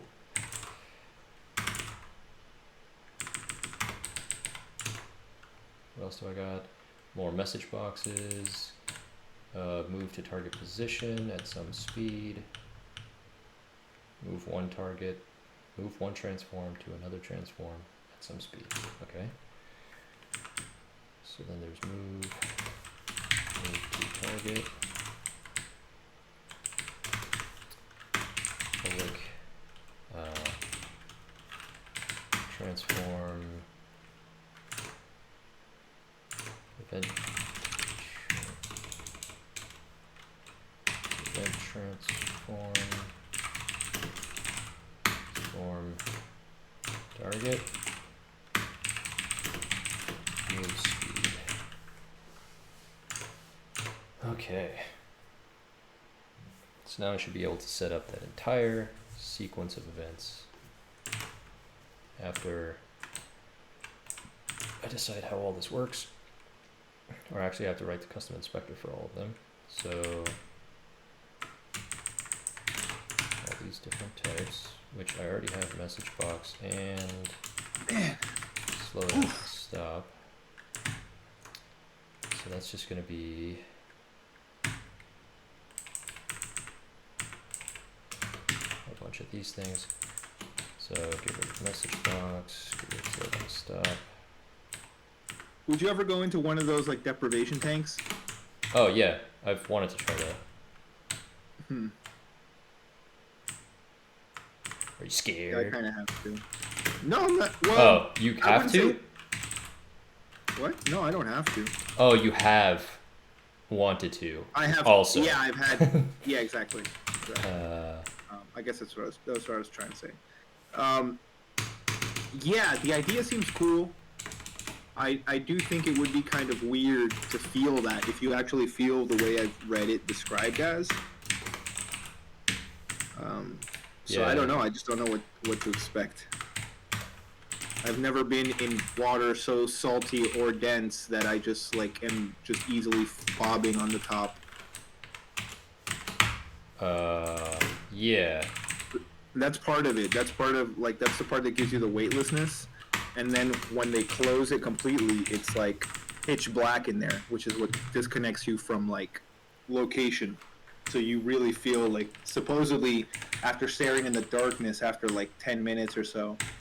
It's kind of you remember that episode of The Simpsons, right? Oh yeah, where Homer had like a trip. Yeah. Yeah. And Lisa was like right there, and he ends up back in the same spot. It was great. It was classic Simpsons. And he was like, "Wow, Lisa, you're right." He's like all beat up and bruised and shit. It's like that was a magical ride. But the beginning part of it is pretty much how it's described, where you're supposed to just like let your mind wander and like you're supposed to relax not only physically but also mentally. Yeah, I had an interesting experience in an MRI machine.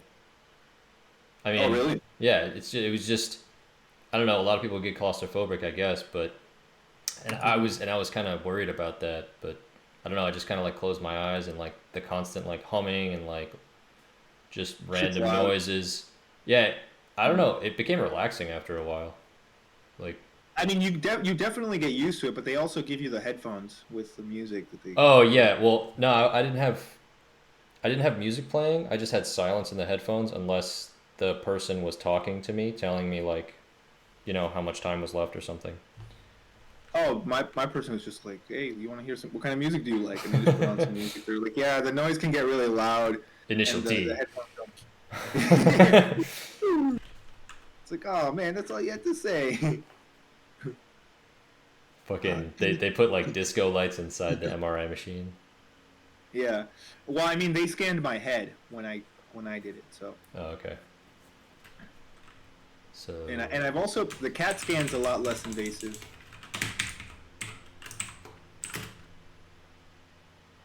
It's just like it's almost like just a minute, like a quick little X-ray. Haven't had that. Oh, these are supposed to have correct things. Okay, so this is like... When it was on my head, though, you know, one of the craziest things, not only just the... what do you call it?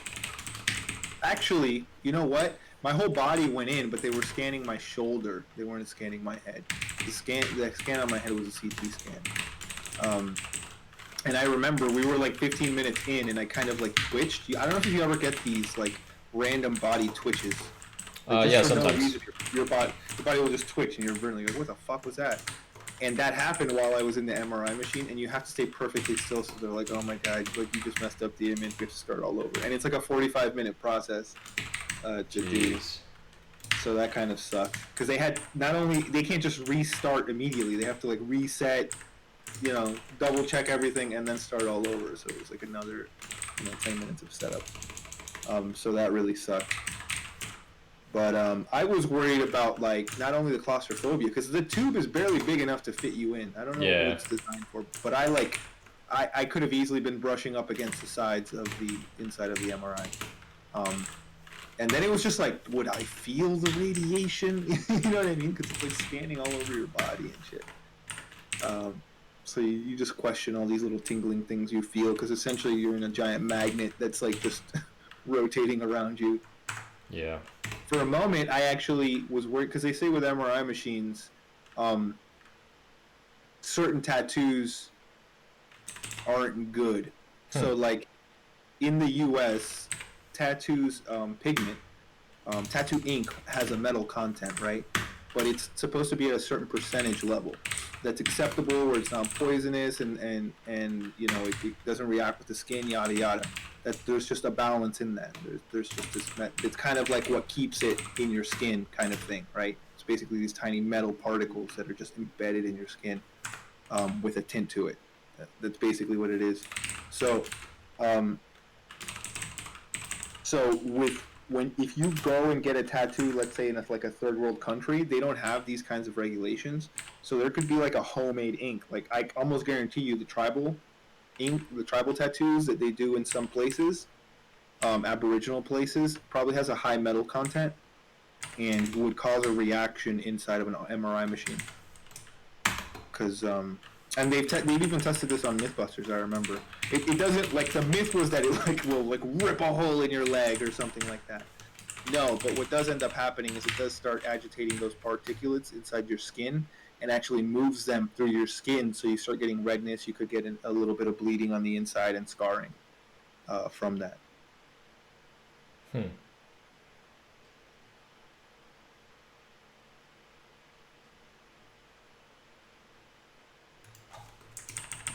That was a little scary.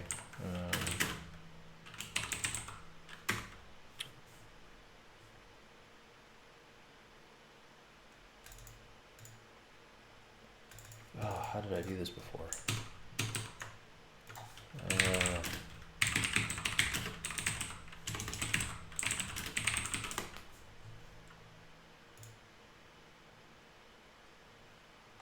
No, that's not what I want.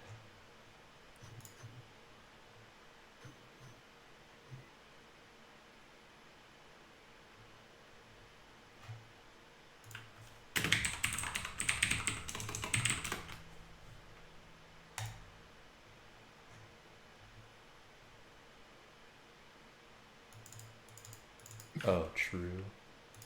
And then just false. Source, type of object. Oh, right. Type of transform. False.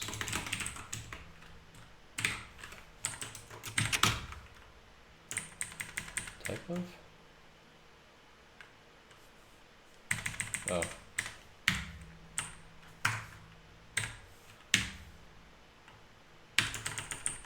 Perfect. Okay. Oops. Do I still have to cast it? Yes. Okay.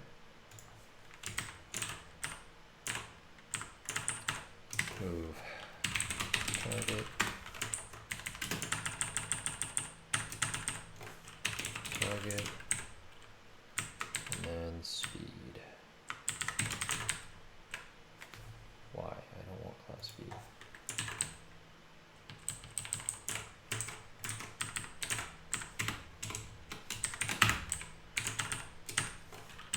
Move. Speed. Move speed. And this is again target. Okay. So that's good. Set scale is literally just this. Scale. Oh, is there like a vector field? Vector 3 field, cool. Scale. Scale, that's it. And then, what else we got? What else we got? Ship function. This one is, I'm dreading that one, but okay. We'll again do a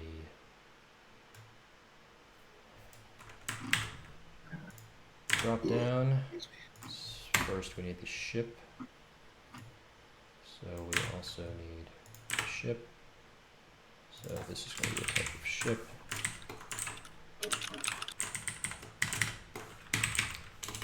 Ship function ship. Ship.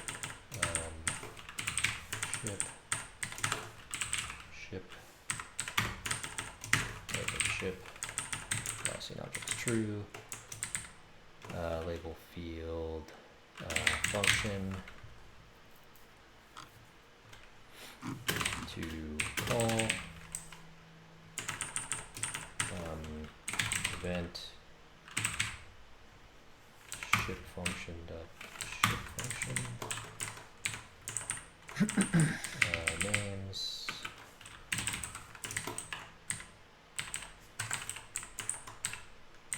On the search for a new monitor. Selected. Everybody has these curved monitors. What's up with this? I just have two monitors that are each at an angle, and it it's like some what? lower geometrical curvature. It's technically curved. Yeah, it's a one, technically like a fucking more of a square than a curve, but it's a polygon. Yeah. Polygonal curve.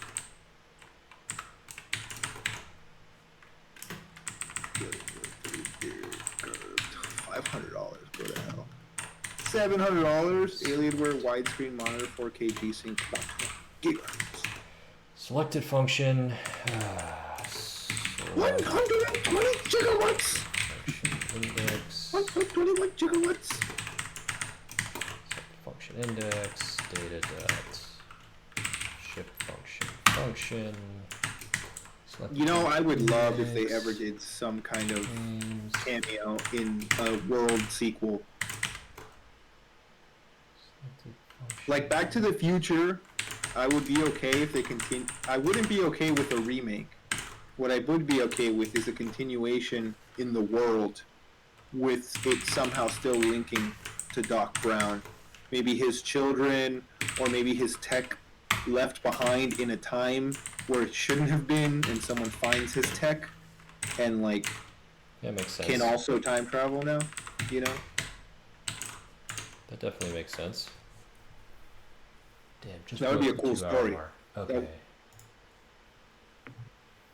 So what are the events? Okay, so first event, let's remove everything. First event is set scale with the target scale of -1.5, -1. Oh, I need the transform to set the scale of. Where's scale? Scale.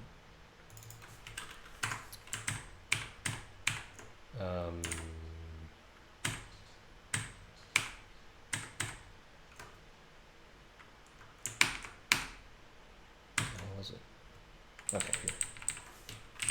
Public transform scale transform. So that's scale transform object to scale.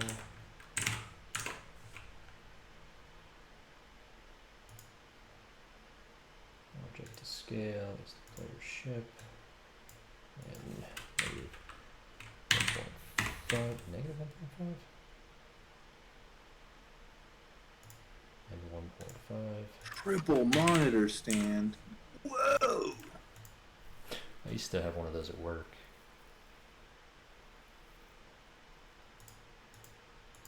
Right now I have a double stand. Yeah, that's what I'm gonna get.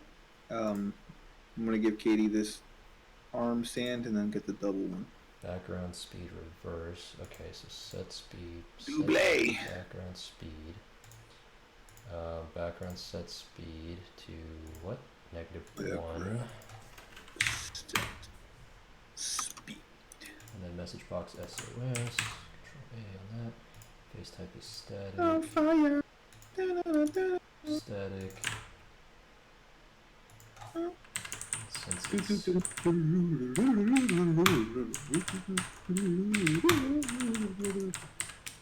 Dude, we really need to enact that whole how we can play Initial D against each other.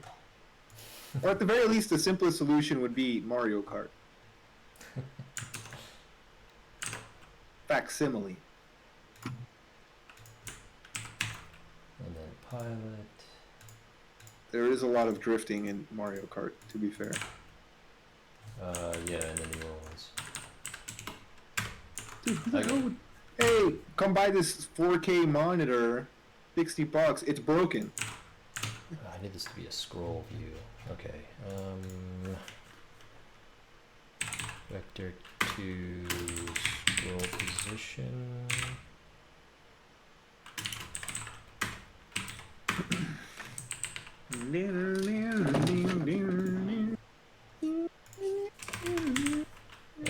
Editor. Layout. Begin scroll view. Scroll position. Scroll position. Everything there. Scope it.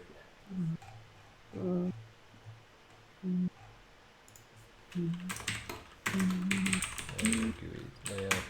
One scroll view. Boy. Alright. Message. Static. Oh no, this is where he does the slowdown to stop. And the flame becomes small. Holy hell. $1,100? No thank you. So, flame small. Oh, I didn't create that event. Oh no, this is I am Weasel. Ship function. Okay. I are baboon. You ever watch that show? Yeah, like a couple of times maybe, I don't know. It was too much. After a while, I just couldn't watch it. It was too for the sake of being that way. So let's stop. Now the next SOS box.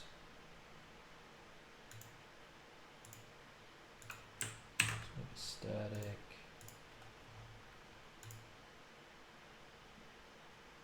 Message box. Static, do that.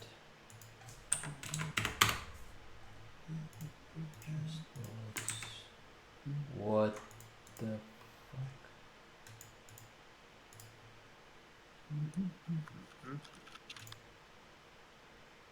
Okay.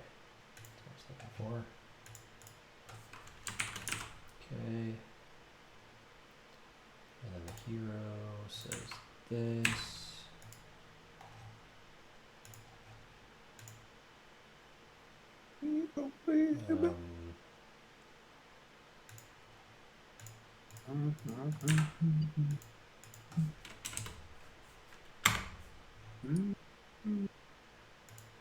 Just more static.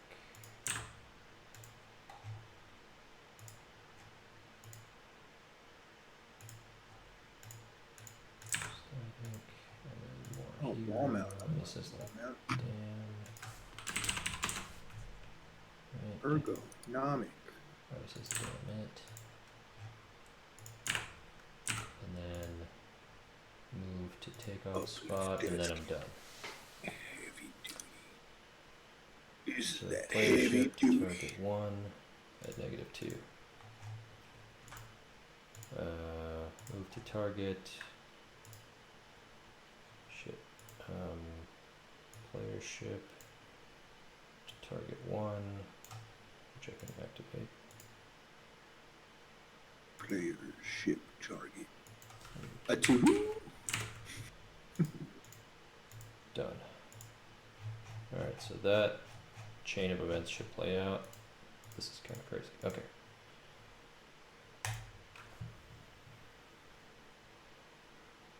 Well, absolutely nothing happened. Why I don't go you. Background set speed. Oh, because I didn't tell it to actually do all those things. So, okay.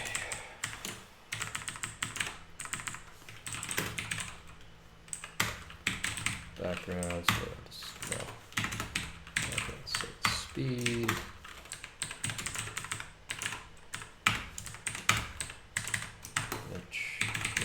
Trigger background set speed.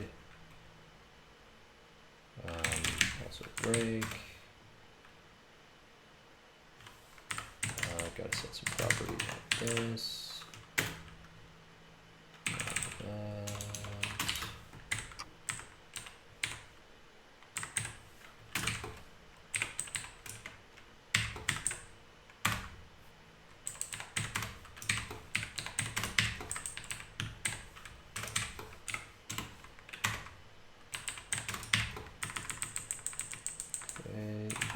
That.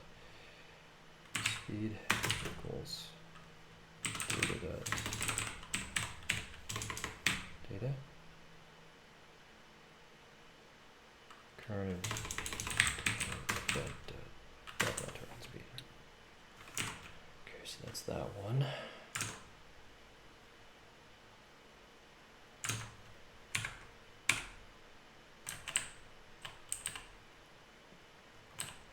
Box move to target. Case move to target. Oh, $40.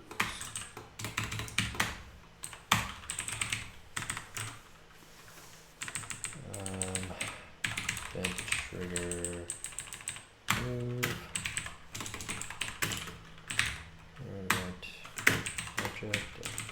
Object. I'm thinking about converting my computer to a standing desk thing. Converting your computer? Or the computer desk, sorry. Oh. It's pretty cool. Pretty cool. I mean, I'm actually on a on a drafting table, so I can actually lift this up to be standing. So that's don't really those what I would have. don't those like tilt? They also tilt, but this can also be raised. Oh, that's kind of cool. Up. You should try that. Yeah, I mean, it's not like the high tech ones where you just press a button, that thing goes up. I have to like, there's like this latch on the side, kind of like a workout equipment where you like pull the pin and then slide it up, and then the pin slots into the next hole, to like give it an extra notch.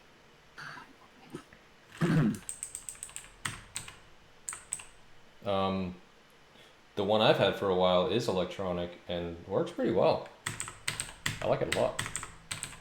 That's awesome. I've been wanting to get one, but every time I see one, it's like hundreds of dollars, and I'm like, yeah, I want a desk, but not that badly. Yeah, I mean, it's not only that, but it actually is a really good it's very large, so you have a lot of desk space, and it is very sturdy.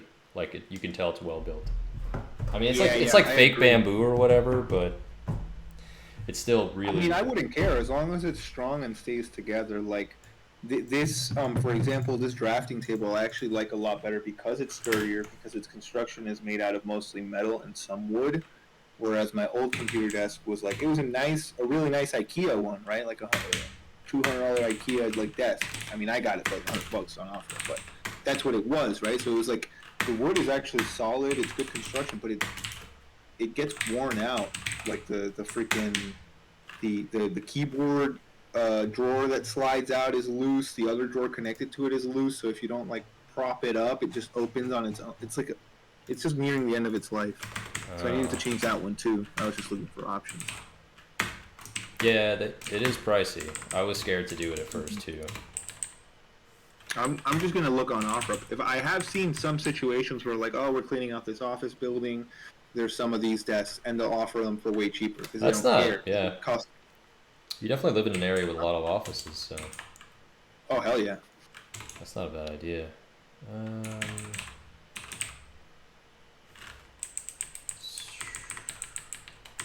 I've had that. That's one of my older monitors. That's how I got it. It was like a monitor for $20, and it was actually like HD, and one of the newer ones, I had to drive a little bit, but I got it, and they were just like basically cleaning out an entire fucking office building. So when I got there, on the back they had like everything lined up, like all the monitors, all the boxes of cables, all the desks. They were just fucking selling it all off. They didn't care because it costs so much more money to do anything else with, because they're so big and bulky and heavy, and there's so much material that to do anything you need help, and to get help you have labor costs. The labor cost doesn't justify uh, you know, the money you would make after doing all this extra effort. So they usually just sell off what gets immediately sold at the beginning, and they toss the rest. Yeah, you They should have don't went back care. later to see if they would toss. Yeah, right. It was far away from the place, but I mean, I just. Yeah. And I'm not against dumpster diving. In some areas, fucking, there's some really nice shit that they throw out. For sure. I mean, it's really just salvaging. Exactly. It all depends. There's even like shows out, and I wouldn't do this, but it's really interesting too. It shows to the whole nature. There's like documentaries about people that are like, okay, well, so there's this theory that the American society is so wasteful that you can actually survive off of food that's thrown out from like supermarkets and stuff. And these people were like, well, it sounded kind of ridiculous, you know, we have money and stuff like that, but we wanted to see. And what they ended up finding out is that supermarkets are so wasteful. Yeah. That you can totally you not only survive, you can give food out, and a lot of the times the food's not even expired. It's just like a week away from being expired, and the risk of it being so close to being expired and selling it and someone having it's just not worth it. So like a week or two out before it expires, they throw it out.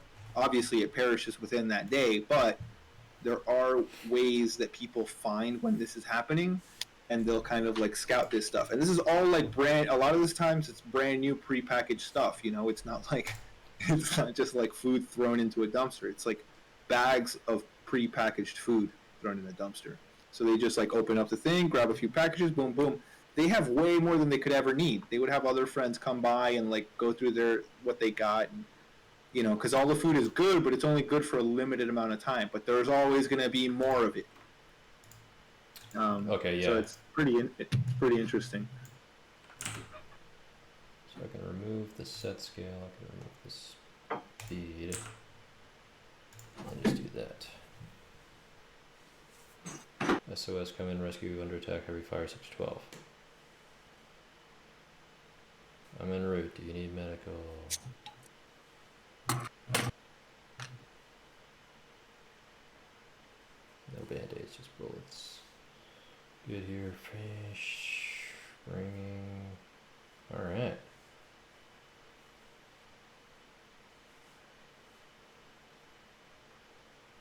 And then move. Yeah! Alright, everything works the same way that it did the other day, except now I can chain it all together so I don't have to do what I told you that I was doing, which was like laying all the events literally in the scene some distance apart so that they would trigger at some certain times. So now I have this giant chain system set up. So you said something, and then you acted in a manner different? No.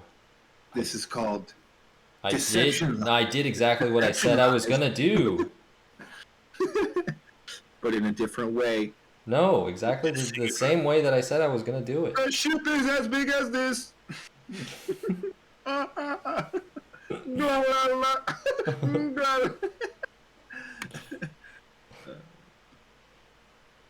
clever deception indeed. Yeah. You did what you had to do. There's no shit. If anything, it's a good feeling to have to find a fucking easier route and better overall route to go with the code. I just wanted to do it just so that, for one, I thought it would just be an interesting thing to add to the stream, which would, because it involved like editor scripting and stuff. Too bad other people weren't here to talk, but whatever. Mm-hmm. And if I ever needed to do it, like again, set up little scripts and stuff, scripted events, it would be so much easier. So yeah, what was I gonna just look up just now? Fuck.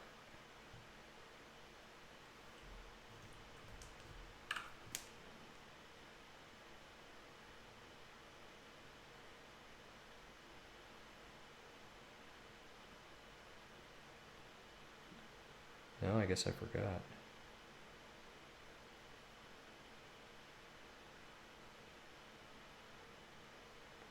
I thought maybe I saw something on my phone that made me wanna fucking damn short attention span caused by all these devices.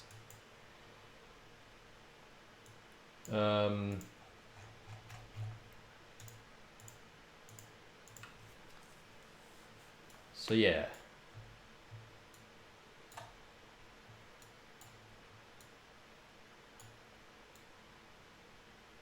I was talking about that, getting that working.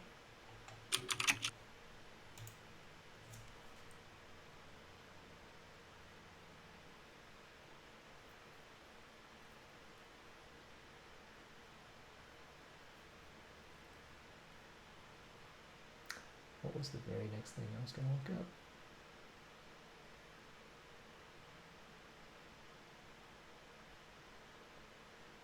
I don't know. I guess I'll just have to deal with that fact and move on. Alright, so I got that setup working.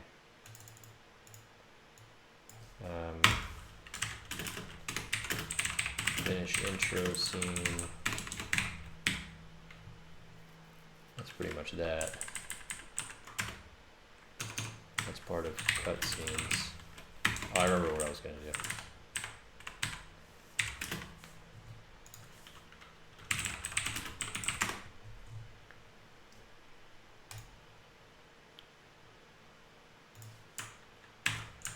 So this is the one that I have.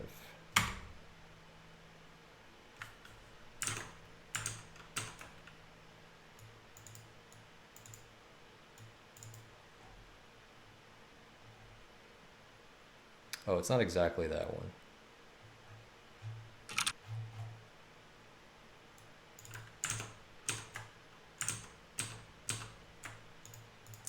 Okay, finish intro scene. That's all I gotta do. That's it, pretty much for world. Oh, I gotta do the jetpack, fuel, some camera shake, and then we're good. Oh, switching levels.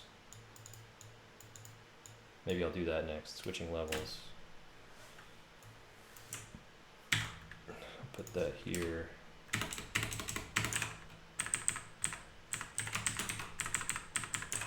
So I want that zone clear, level start stuff, level clear, zone clear.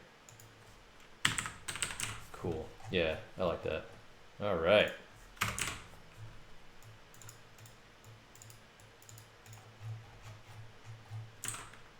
That is it. Thanks for stopping by.